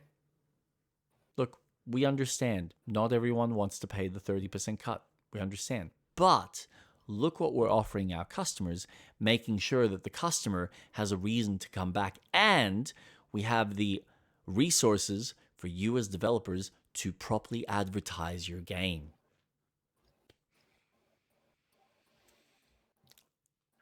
It's become a storefront that's so much, because I rely on Steam to, like, the AAA initiative. I can just go on Steam and look at the list of games. I can get fucking great sales. But this is compared to PlayStation. I have better, more consistent sales here than what I have on PlayStation. Now, I know Steam may not want keys to be sold a la carte, but they're there. If I want to go to a different shopfront or someone has a key that they want to give me, it's so easy to just chuck it in, off you go. And you can get those. Like, it is fun to know that there are people that probably buy multiple of these keys, right? They gift themselves, they keep the keys, and then they sell it for a little bit of a profit so that you can maybe continue getting that discount on another shopfront. Is it dirty? Sure, but there's a business there and you can get games for fucking cheap in various ways compared to the way Sony or Microsoft or some of these other companies try to fucking withhold it. Yep. So I think it's great. I think what they're doing, what they're fostering, what they're allowing, just leaps and bounds. And it's no shock that Amazon they can't compete. They will never be able to compete because they're not actually treating this seriously. And most companies will not have the time or the patience. Like, they can have the capital, they can have the finances to do it. But will they have the time and the patience to go, we're in this for the long haul. We're going to keep working on offering whatever services and whatever subtle exclusives that we can make on our system so that people have a reason to be at our storefront, purchasing other titles.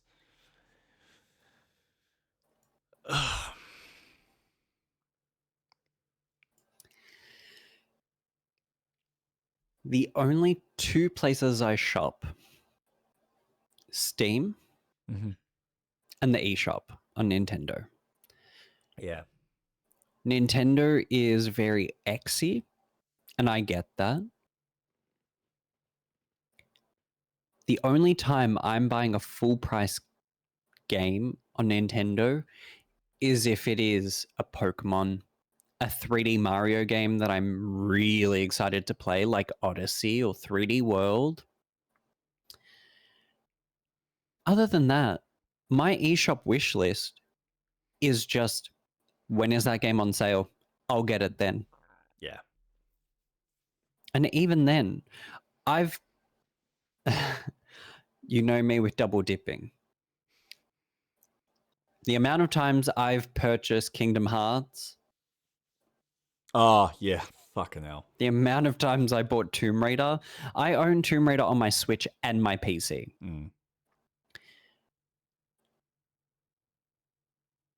And I've got them on sale prices. Not full price, just sale prices.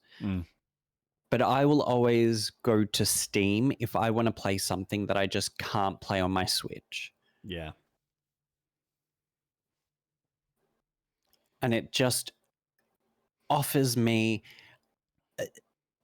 There's always a sale on a game every single fucking day.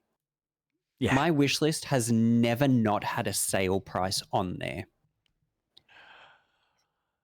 And just to know that, holy shit, I could just go on Steam, look at my wish. Granted, I do have about 495 games on there, but Yeah.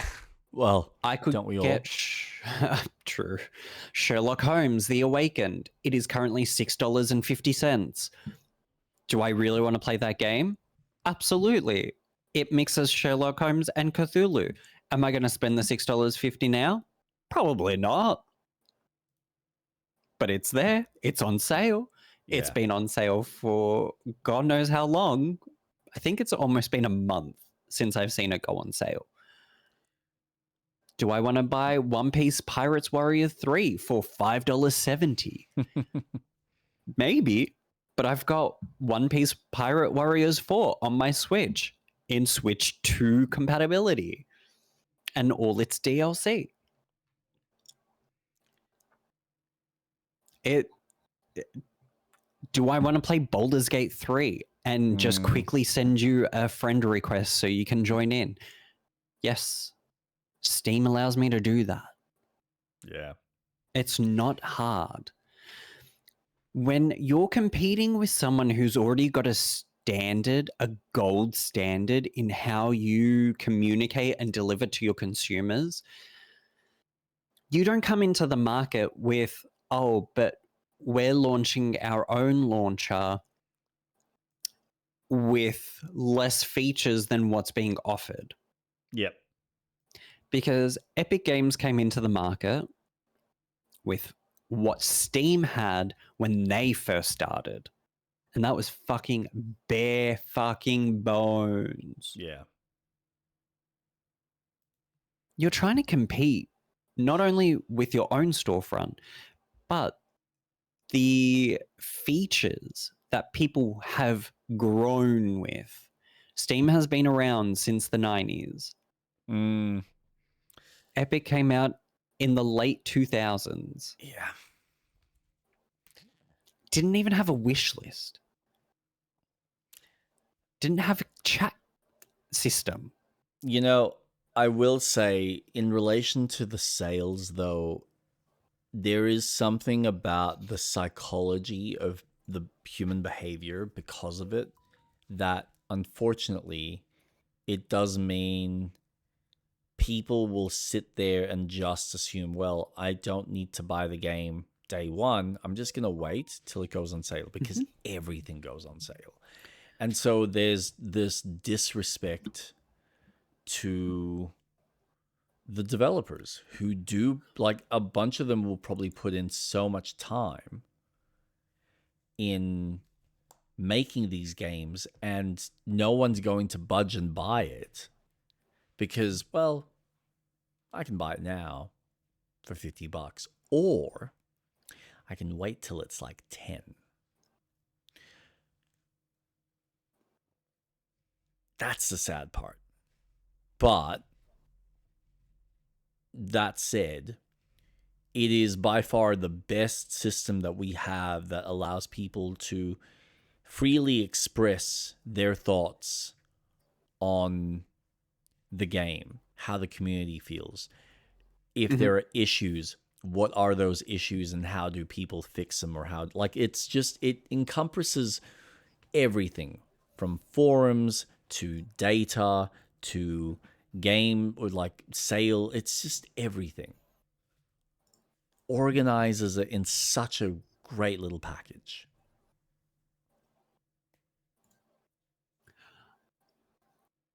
The sale comment is really interesting because I encourage people to be patient gamers.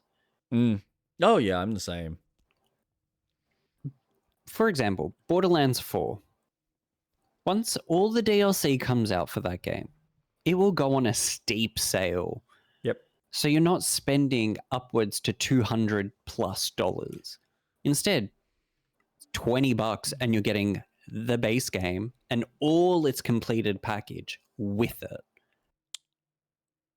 Sure, will it take me a couple of years? Yeah, but there is over 1 million video games out there, and I have so many in my fucking Steam library, my Nintendo Switch. Correct. I've got time to play other games, to wait. Am I going to get FOMO because everyone's trending? For example, everyone's fucking going on about Crimson Desert. Okay, Yeah. great. By the time that game goes on sale, you will be close to finishing the game. So I'm good.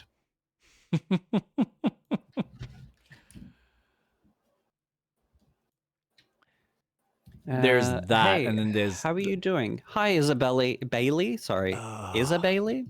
Nice to meet you. Welcome.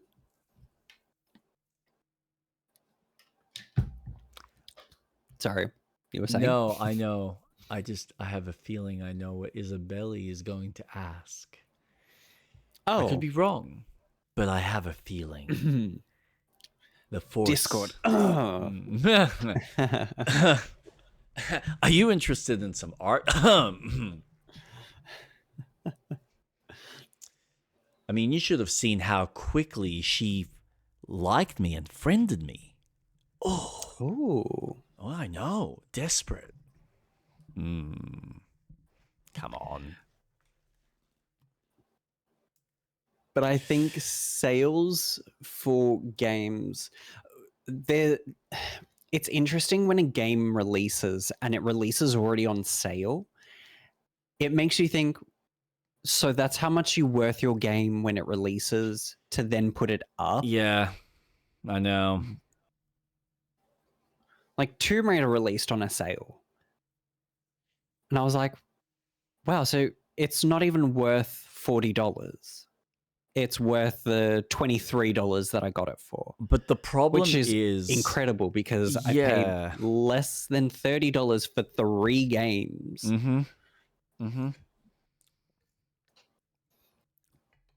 It is unfortunate that some developers do undermine their game because they feel that, okay, well, technically speaking, we have sold as much as we can. We're not getting any traction, so we're going to drop the price by 50% or even 25% and see if we can squeeze a little more.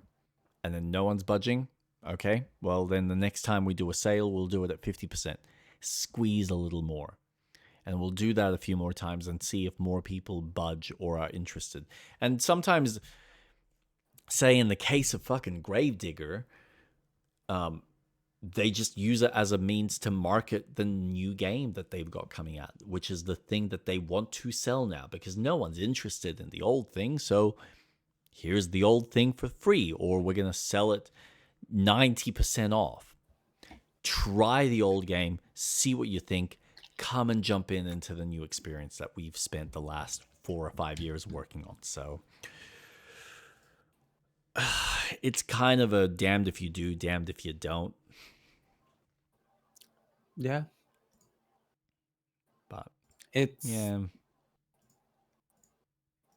it's funny. an interesting marketing for a game because Planet of Lana did a deep sale for their first game for the launch of the second game. Yeah. I keep thinking about the comment that Strauss Zelnick said that good games are not good enough anymore. Like, games need to be on such a high level caliber. And I don't blame him for sharing that sentiment when you've got so many games coming out and a lot of it is good. It's a lot Mhm. better than a lot of the shit that we fucking grew up with. Oh, But yeah. because there's so much of it now, distinguishing the good from the great, that becomes a little bit more challenging. Sometimes it's very obvious, and other times you're like, well, it's subjective. But, you know, it's much harder to make a fantastic, amazing game than it is to just, all right, we've just made a good game. There's so many that I can literally pick up right now on Steam or on any key site for under $5 and Yeah. have at least a good week or two worth of fun. It's ridiculous. It's ridiculous. People are living in the best time for content, whether it's shows, movies, video games, which sink up so much of your time. And this is my concern with a lot of these fucking games that come out where they're, hey, here's another survival game or here's another crafting game. I am already spending so much time playing these games. Why do I have to play another crafting game and go through the same rigmarole to build another house to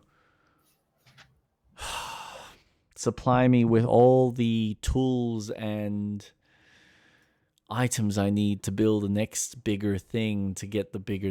It's just too much. It's too much. I miss smaller, tighter games. And here I am playing a massive open world game. One of the biggest games. I am such a fucking hypocrite. Fucking with certain survival elements to it, mind you, and building crafting. It's just fucking hell. Biggest hypocrite. Absolutely. Did you have... Oh, I had one interesting one that I found fucking phenomenal. Mm.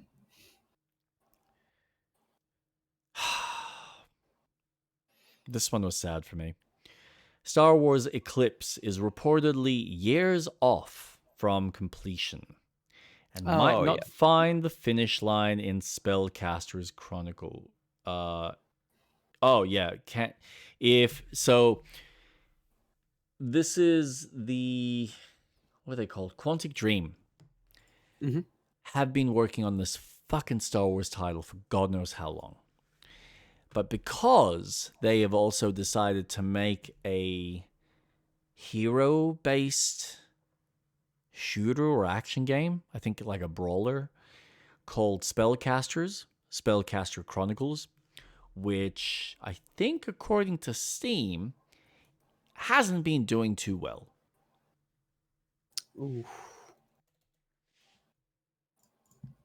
I don't know. Spellcaster Chronicles. It's Chronicles here. free. Mm-hmm. Mixed. Cast, fly, fight, cooperate in intense 3v3 action strategy battles. Summon hundreds of creatures, cast devastating spells, and call upon the might of Titans to rise as the most powerful member of the community of spellcasters and Yep. shape the fate of the world. It's a MOBA. Together. It's a MOBA. Yeah. Through and through, it's a MOBA. Couldn't you tell how excited I was when I was reading that? Yeah, I know. God. I find it fucking sad that, and I'm sure maybe their investors said you need to find another way to make money because otherwise we can't just keep funding this single player game.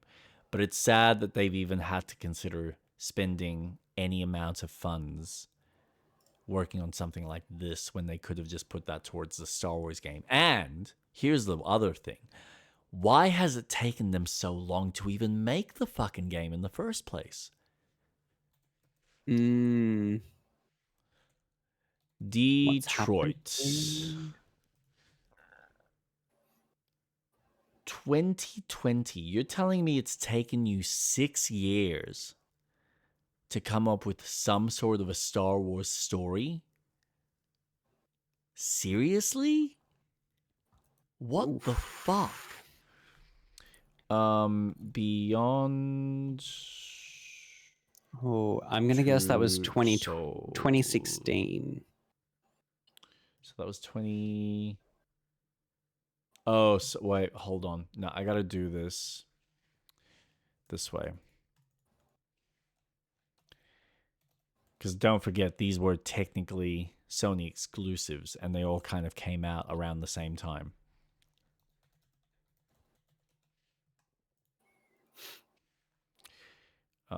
Detroit Become Human. 2013. 2019. 2013. Oof. Initial release date 2018.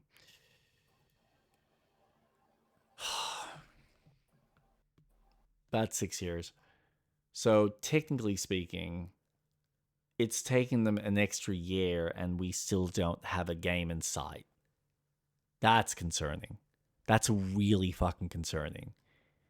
And if you've decided to prioritize this fucking MOBA, what the fuck is wrong with you? It's sad. I used to love this team.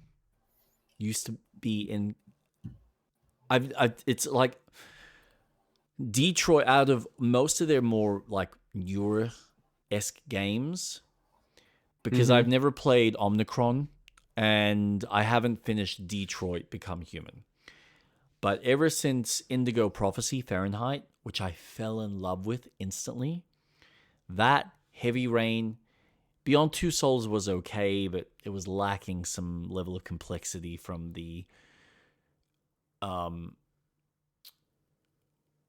choose your own adventure that I think it was missing that you had in Heavy Rain or even in Fahrenheit, and they added back in for Detroit Become Human. This was such a great team for storytelling, and it sucks that they it just feels like they're shitting the bed and they're at risk of losing it all. I was so disheartened when I heard about this. Yeah. I think we're getting another Star Wars 1313 situation. Yep.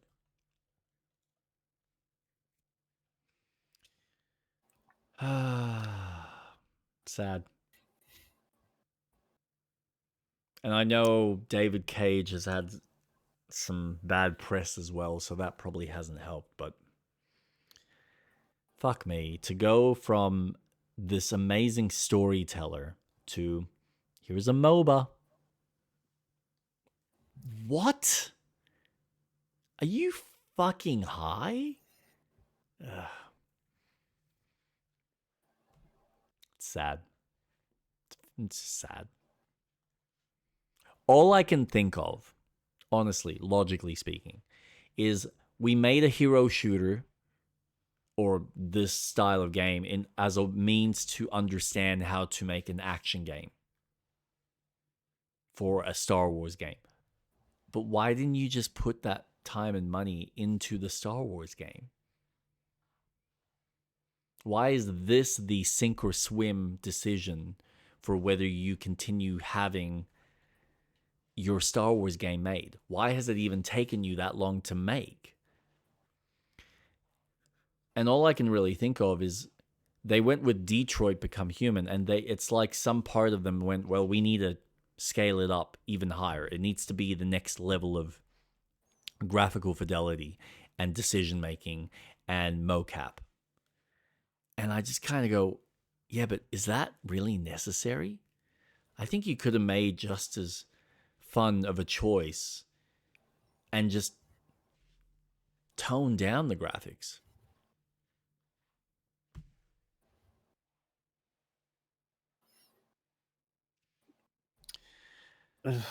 I haven't played Quantum Dream games much, except when I've been over to yours, Mm-hmm. but this is such a pull away from what they're good at. Yeah. And it almost feels like this is throwing in the towel and going, yeah, this is the last game. This is the last project we're working on. Because if Star Wars is years away, Jesus, what are you doing? Yeah. There is some poor level of management happening within that studio that's causing this. What it is, I don't know. But it's just something's not working. And they're at risk of losing it all. And they have been renowned as a great developer for that style of choose your own adventure storytelling. We don't really get those style of games much nowadays. Be ashamed to have it go. But if it has to be, it has to be.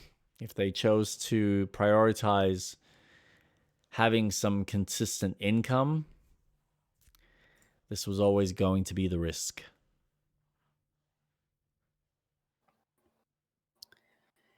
Yeah. Ugh. Yeah. I didn't realize they made a MOBA. That's pathetic. I know. God. Money talks and bullshit walks, man. Gotta love the investors. God. Why do they ruin things? Money ruins things. Yeah, there is that. There's an interesting thing I was reading today from Pete Hines, the old business executive for Bethesda. And he shared some thoughts and opinions about Microsoft as the head of the company when they bought out Bethesda Softworks and the ZeniMax. And he was kind of expressing how, yeah, it's funny how you think that they're going to be a good fit, and then you get to grips with, they're listening to you, they're saying, yeah, we'll do this, we'll do that, this sounds great, awesome, and none of it transpires.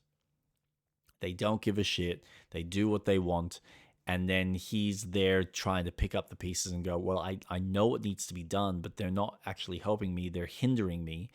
And so I personally just had to walk away and go, I don't want to be a part of this shit show because you're not treating this studio that I think had some grand ambitions and need support and need to be tailored in a very specific direction, and you're just shitting the bed because you don't understand how to get the most out of this team. And that's the unfortunate reality. You do have these executives that just don't understand the creative process. They're looking at other people's backyards. They're seeing the successes that certain studios have had with the Fortnites and the Apex Legends or Overwatches of the world and gone, make us that. Give us more of that, please, because that seems to be working. Yeah, it worked once. That doesn't necessarily mean that's going to work every single time. Look at all the failures. Sony's failures in their games. Like, it's not new.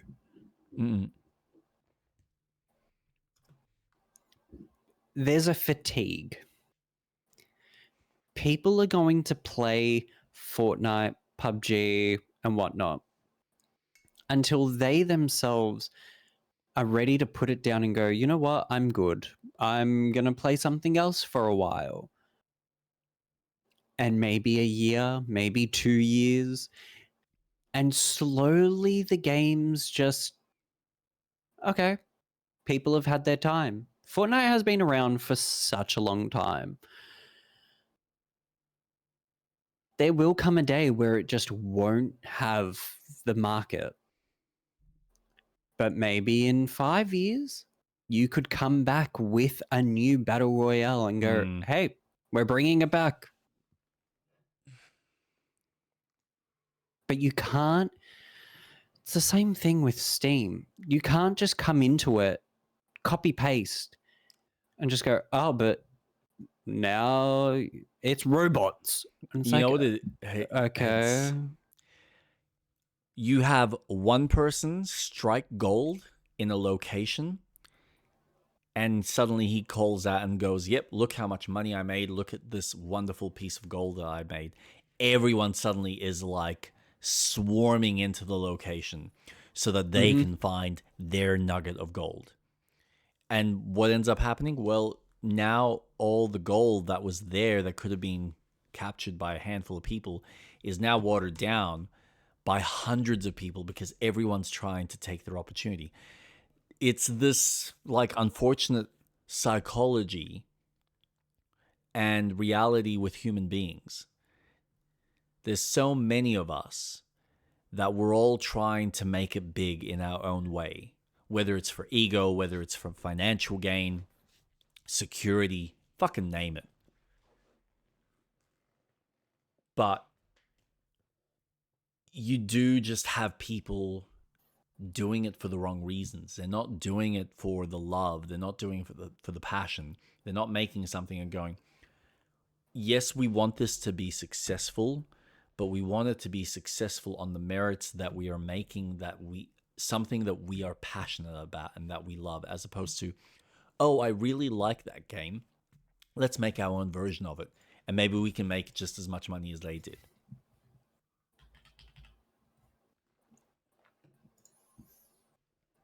Everyone's Mr. Krabs. Yeah. So, Mr. Krabs, why did you build a second Krusty Krabs?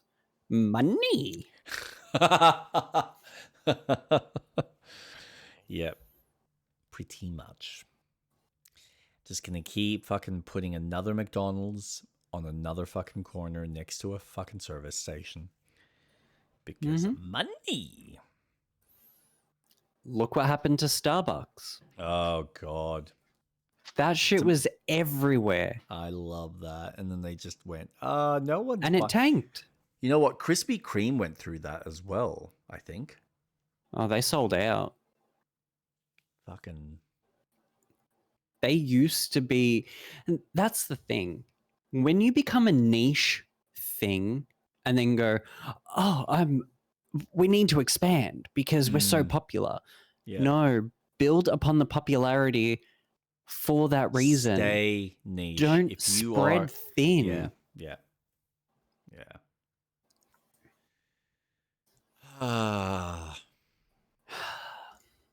And that's the problem. A tale as old as time. Oh, yes, 100%. But no, everyone needs to be an extraction shooter. Everyone needs to be a battle royale. Everyone needs to be a 3v3 MOBA.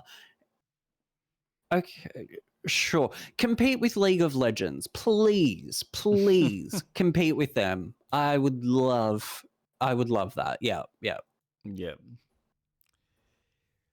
Oh, God. Yeah. Speaking of Battle Royale. Yeah, you had something. An extraction shooter. So Epic Games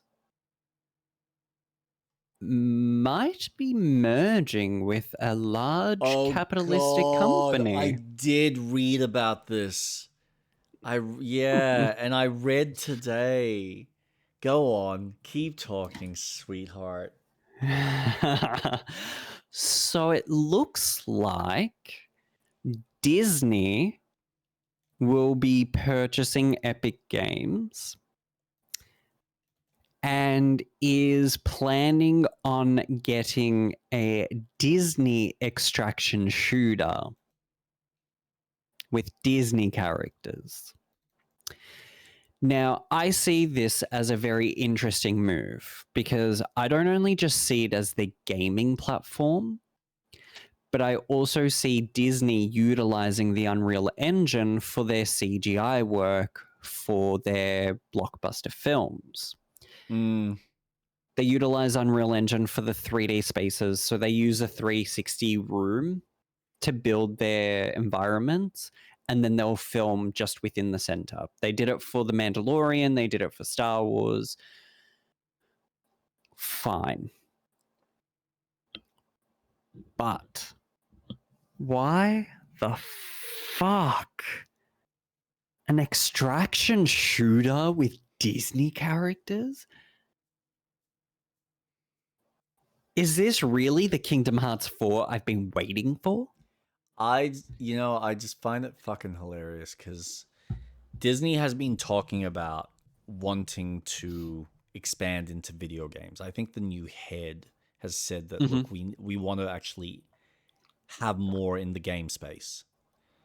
And that was a healthy move, and I think that was solid. I think that's really positive.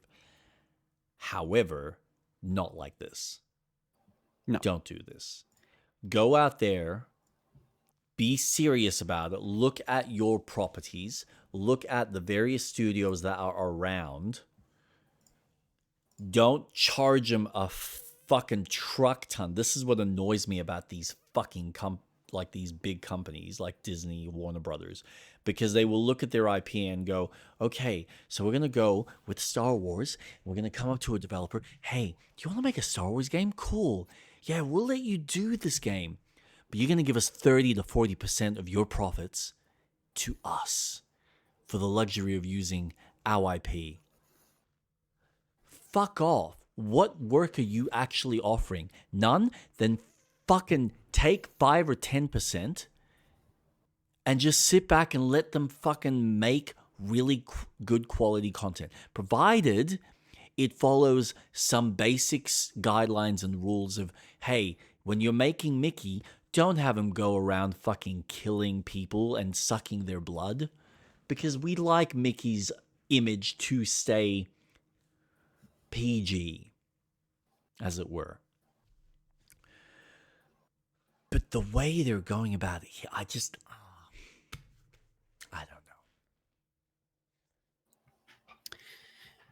know. Give me Epic Mickey 3.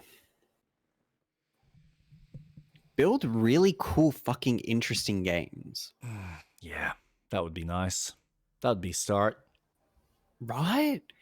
Instead of going, all right, well, let's go for the studio that's getting a big revenue and rely on their money to make us money.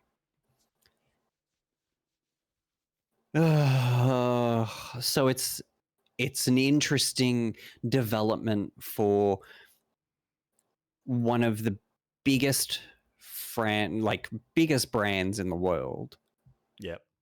To go for one of the biggest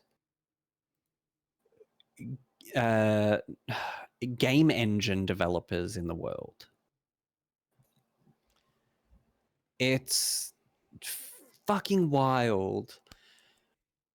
You know what I really? Oh man. Jack Skellington is going to be extracting loot with Beast. What, can I just say, right? Now I know that it wasn't necessarily the biggest moneymaker, but I still fucking feel in my bones that when they did Disney Infinity, was it Disney Infinity with the toys? Yeah. They were so stupid to walk away from that line of development. Mm-hmm. And I think the way the developer also approached it was probably wrong. What they should have said was, listen, don't go off and make a fucking brand new game every single year or two. Just release content.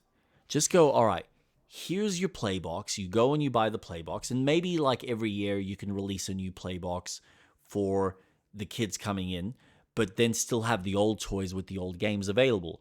And then you can have, this digital storefront that they could have made at the time that allows you to download what package you want, but all the characters are there, so you can like mix and match and then put them in the toy box as you need and create your own game modes. But they had a fundamental toolkit that would have been fucking awesome that they could have added to.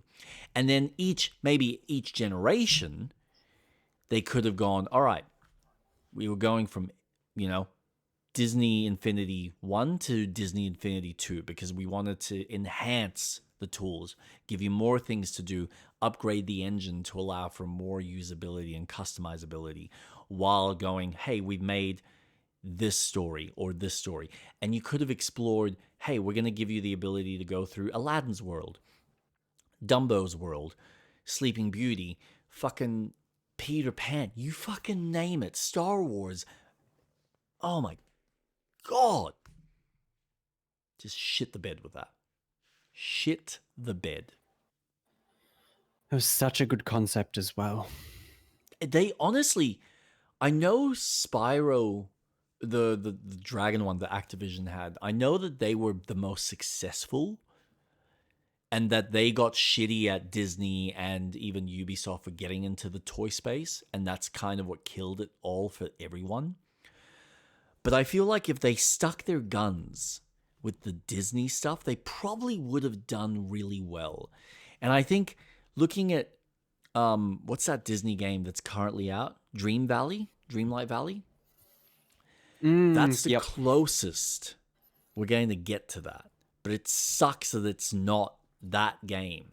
Because I feel like at least with Infinity, they gave you, hey, Monsters Inc., go and play the levels from Monsters Inc. Hey, here's Star Wars, go and play the levels from Star Wars. And they could have added to the Star Wars franchise, added more story content that you could have bought. Hey, you buy this character, you now buy other parts of the story missions and things that are related to this character. And then you can have this whole encompassing game that you're playing through. Really frustrating. Really, really fucking frustrating.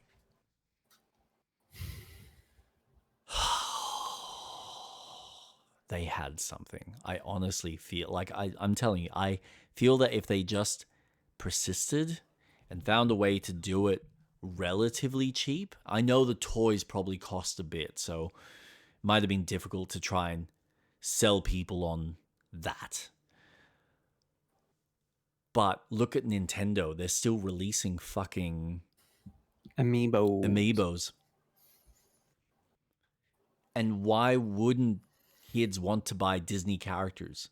Honestly, in my opinion, there's more connection and association with some of those Disney properties than what there was with the Spyro characters. Anyway. But no, a fucking Battle Royale is just like, what are you thinking? Why? Why the fuck would you even consider that? Why does that matter? Well, because it's clearly... Now, I was reading just before, they didn't mention that they're necessarily... I know that there was rumors of them buying Epic, but that hasn't been confirmed. But they are working together, and Epic is creating something specifically for Disney that'll be this Battle Royale or this Arc Raider style game, as they're mentioning it here in the AI overview, which, might all be a lie.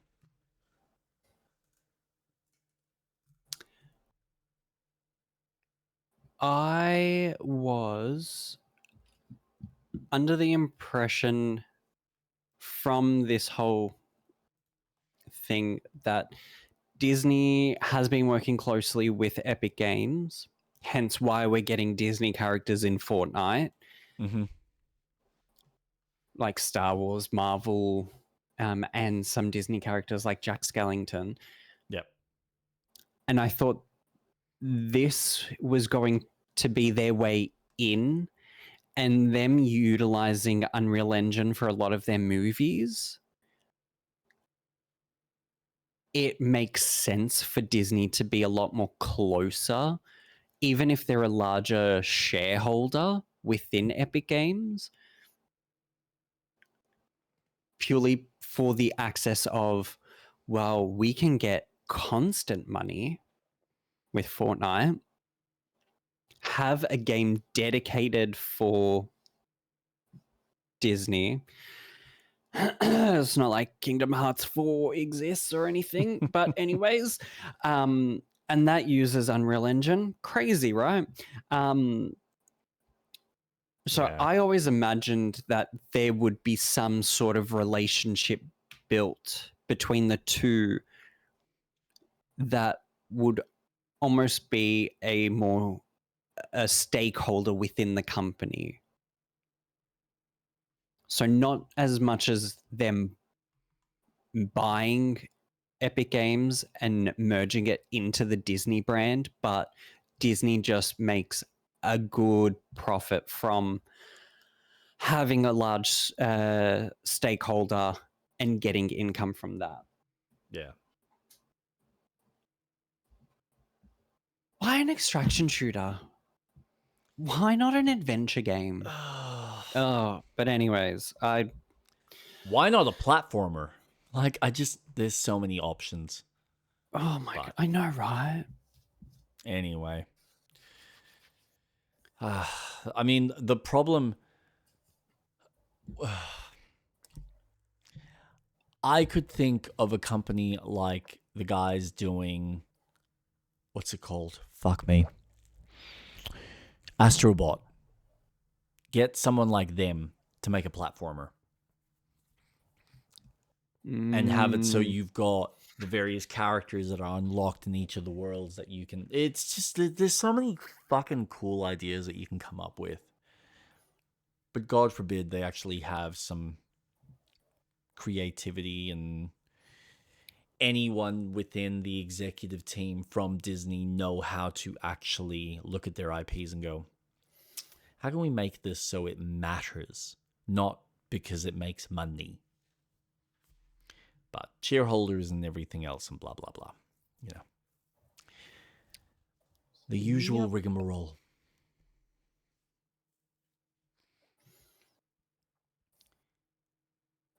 Did you have anything else you wanted to share with us? Forza Horizon 6.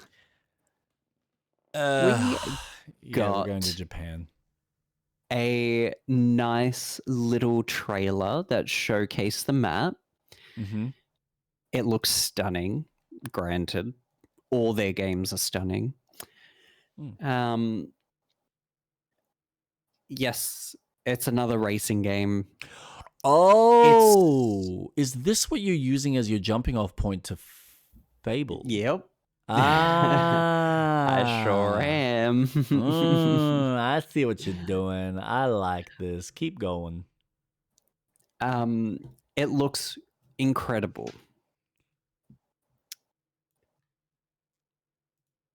So a racing studio is obviously there's a different team within. Is it Playground? Yes. Yeah, Playground Games. That's right. That is working on Fable. Now, they haven't been posting on YouTube, but on Instagram, they've been posting little snippets of gameplay, the world, little reels. And I don't see anything that's familiar from what they showed in the recent within the trailer, correct? Mm-hmm. It's looking solid. It Yeah. looks fun. And for a studio that has primarily worked on just driving games. Yeah. Oh, it's a massive change of direction. Yeah. a huge different direction. This is an undertaking that I never thought, oh my gosh. But the little snippets that I'm seeing is just awesome. I watched the chicken boss die and it just evaporated in fire, Yep. which was fucking sick. Like the way that your magic has an actual impact on the finishing blow of an enemy actually shows. It is looking really good, and I am looking forward to this game.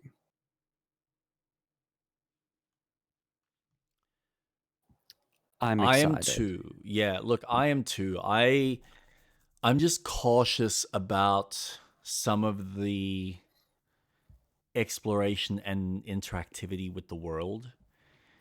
I think they will Oh. nail the storytelling. I think they will nail some of the sim life stuff on a Mhm. basic fundamental level. So for most gamers' sensibilities of just having fun, exploring, fucking around with the world, it'll be cool. There is something about it that feels a little bit too stiff's not the right word, but two-dimensional, very similar to the way Harry Potter feels. Or not Harry Potter, but the Hogwarts game. Where I think Hogwarts is a good first concept. Oh, not concept. It's a good first step of a game, but I feel Mhm. like it's lacking a little bit more je ne sais quoi. Something that really makes it stick long term. And I'm concerned that this game will have its story, will have its like pivotal moments like this. And those are the bits that'll stick out. And then when you complete the game, it's like, well, I'm done. There's not much else. And that's fine. I think I'm looking forward to that because it'll be a fun playthrough. I'll get to experience whatever the story is. I'll deal with the choice and consequences of everything. I think this is what kind of we were talking about before, where it almost feels like Mass Effect, Mhm. where they can nail the story aspects and nail the tone and the feeling of the world in a really breathtaking way. And I think they will. If you've seen more of what they're working on, that's awesome. That's great. I honestly can't wait to see more, and I hope that it does come out this year and that it is in a polished state. But I'm also I hope keeping so my too. expectations low. I am as well because it is an Xbox studio. It's what I've seen from the little snippets on Instagram. The combat looks quite fun Mm-hmm. and far more advanced than what 1 and 2 had. Am I after a Dark Souls combat? Absolutely fucking not. It feels more arcadey. It felt, from the footage, it felt like a more arcadey version of what The Witcher did, or Witcher 3 specifically. Yeah. And I'm fine with that. Absolutely no issues. The magic really grabbed my attention because you were fighting and you could instantly just start throwing spells. Awesome. Walking through the world looks like there is a sense of adventure in Mm-hmm. any direction Oh that yeah. you go in. Yep. And it's been such a hot minute since we've had a game that's fairy tale. Yeah. I know. I mean, I dare I say, I think the closest we've had was Claire Obscure. Yeah, That, in a very I get where you're I coming mean, from though, in a very dark kind of sense, but yes. like a Grimm's fairy tale. Yeah. Yeah. Like it had that sense of hero's journey. Mm-hmm. And this is giving me the feeling of Fable 1, where Fable 1 had a very light environment, but when it got dark, it went fucking dark. This is what And you're I'm right. looking forward.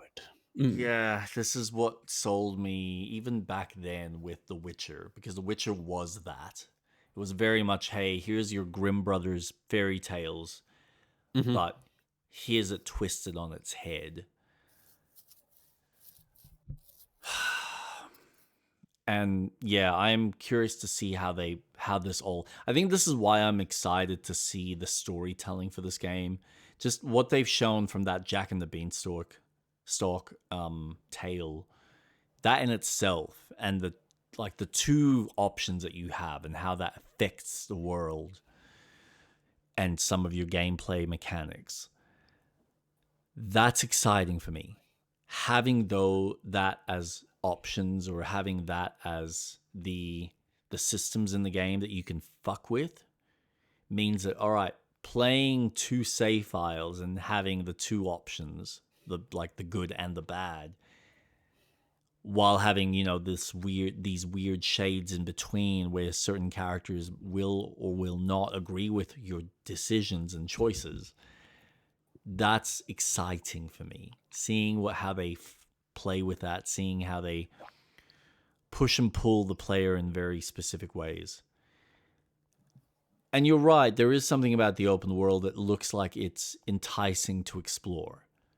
I'm just curious to see how much they fill the world with interesting stuff versus how much is just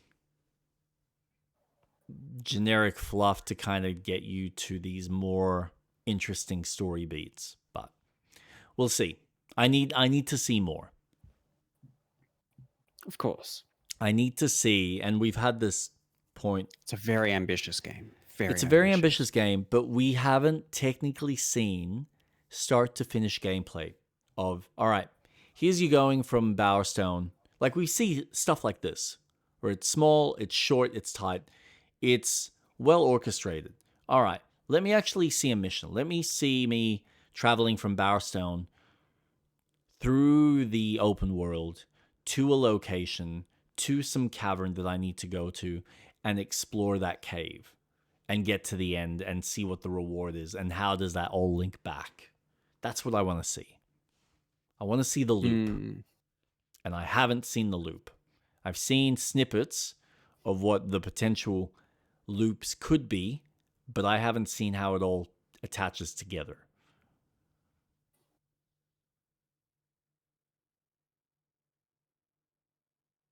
Yeah. You're right. I imagine we'll start seeing stuff more and more because it's what, a September, October, November release date? Theoretically, Because yes. that's the American autumn. Yep. But that's the thing. We've got April, May, June. We are technically, I would say, less than 2 months away from Keeley's fucking showcase. That's where we're probably going to see more of it, that theoretically. Because if they haven't shown us then, and we're theoretically, or they are technically wanting to release at the end of the year, something's now off. And by that point, I'm expecting them to say, yeah, we're delaying it by like 3 or 4 months or 6 months. And all you need is GTA to announce their release date, and everyone's suddenly going, hit the brakes, push back, move forward, whatever it may be. Whatever their budgets or developers' budgets will allow. I am standing firm on my theory. We will not be seeing GTA 6 this year. It's a risky endeavor. You know what? It is. If they do not release, this is the weird thing. They would be silly not to, especially if they are technically planning an end of year release, because they would have a better opportunity to entice people to go off and technically spend money on a console. But you might be right. They might be looking at the economy and going, shit, now is definitely not a good time to be releasing this game when the cost of these fucking systems is through the fucking roof. But they might not have an option. They might just go release it The people that have the money will go off, buy the system, will go off and buy the game. We will release it on PC at a later date with lower specs in mind, but until then, this is what people get. But we know that we will eventually sell this game over the course of its lifetime.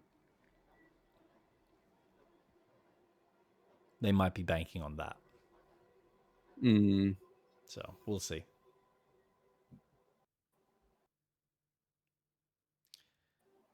Gosh, what a year. Honestly, I feel like we're off to a good start, except for the fucking economy and everything else that Trump's fucking the world around with. Gaming wise, we're fucking swimming in content. I don't know about you, but I'm not. I look at the rest of this year and I go, I'm set. I'm good. I'm eating well.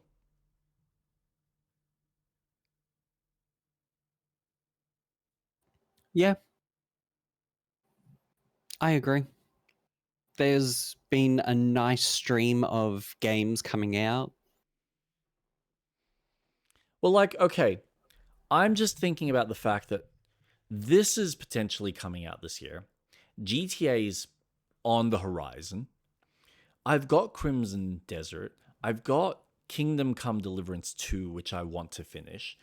We've got a couple of smaller things, around the corner, literally. But then I think about games that are still in early access, like No Rest for the Wicked or Enshrouded, sorry. And I go, I want to go back to those. I'm looking forward to going back to those. And I want to play those. Like, there is so much content. And then there's things that have been announced that are scheduled to arrive early next year. And that's fine. I've got so much just in this year. I don't need to worry about next year. I'm not bored yet. That's the fucked up part. Because when you're bored, then you're like, oh, I can't wait for that next title.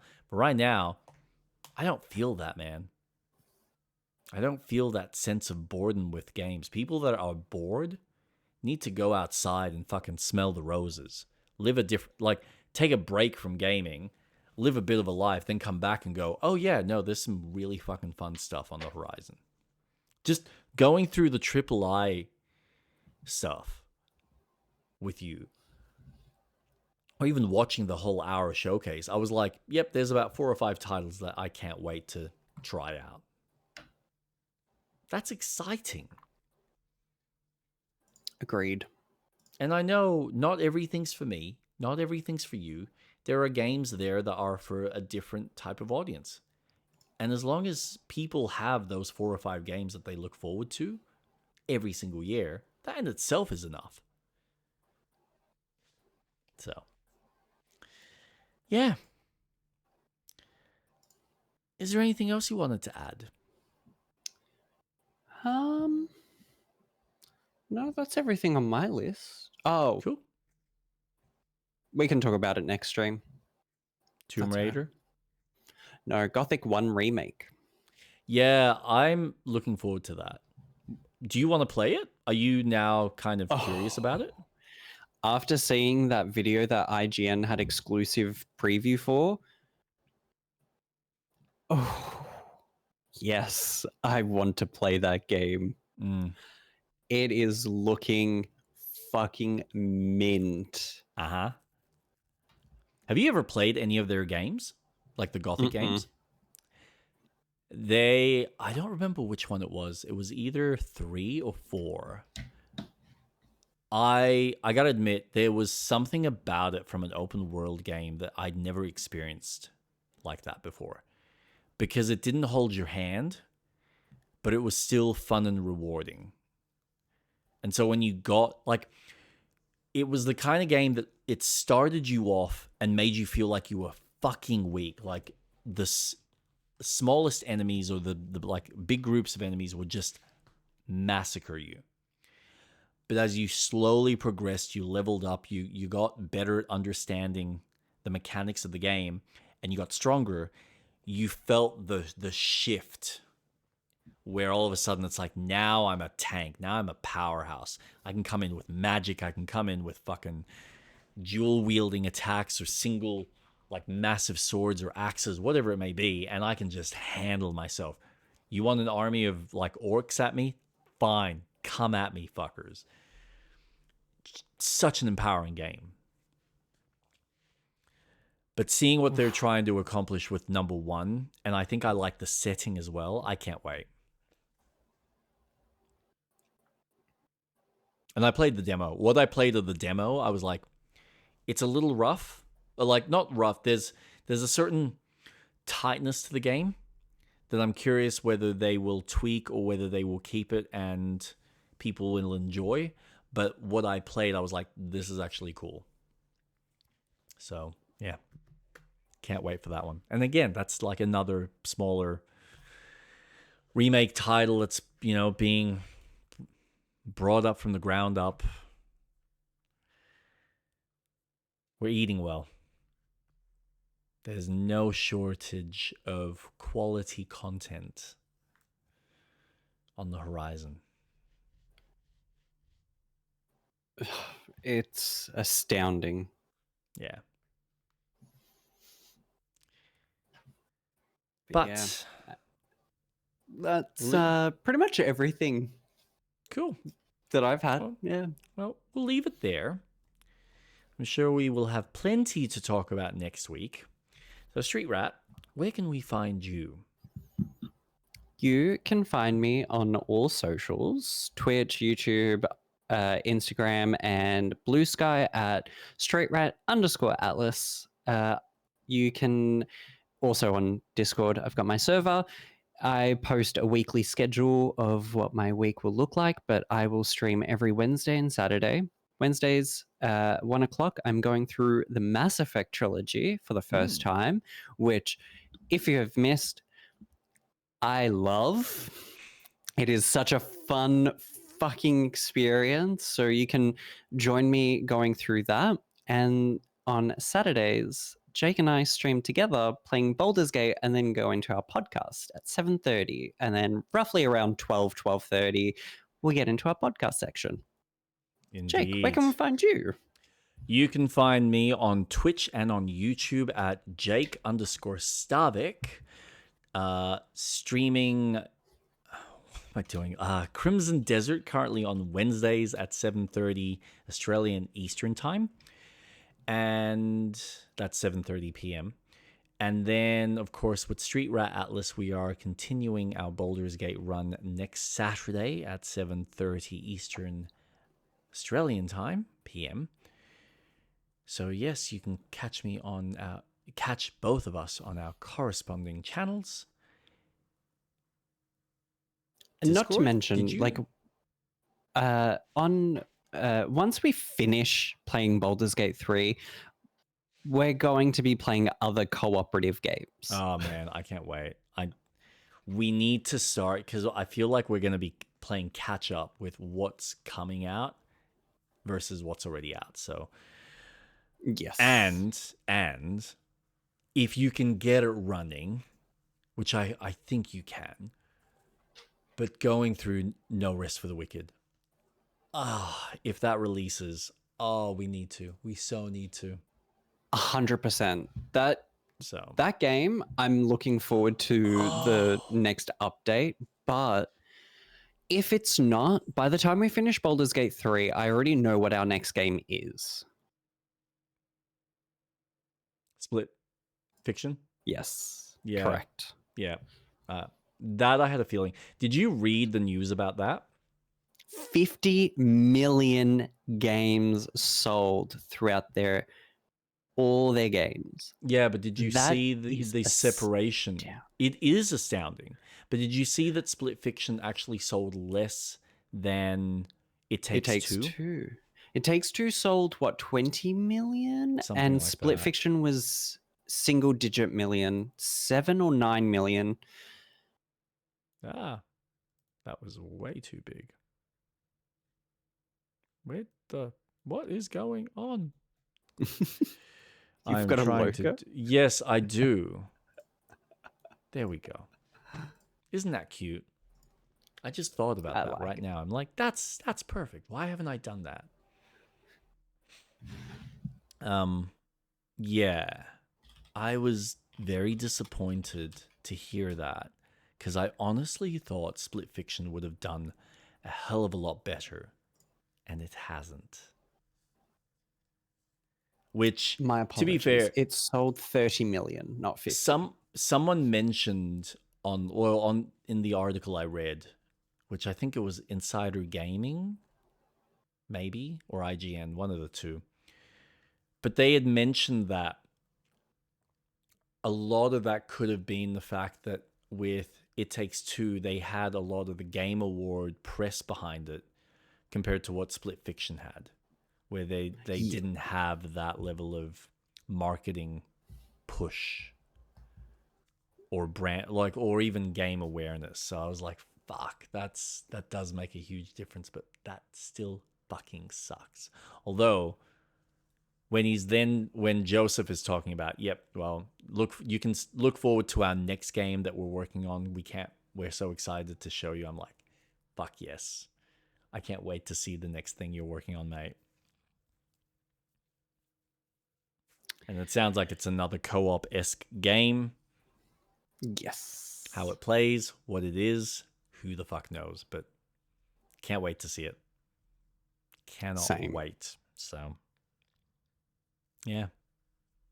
But anyway, we shall leave it there. Thank you so much for listening to us blabber on about all the fun gaming news. And we look forward to hearing from you next week or on our corresponding channels over the course of the next week. So, thank you so much. Look after yourselves and have a wonderful, safe night. See ya. Boy.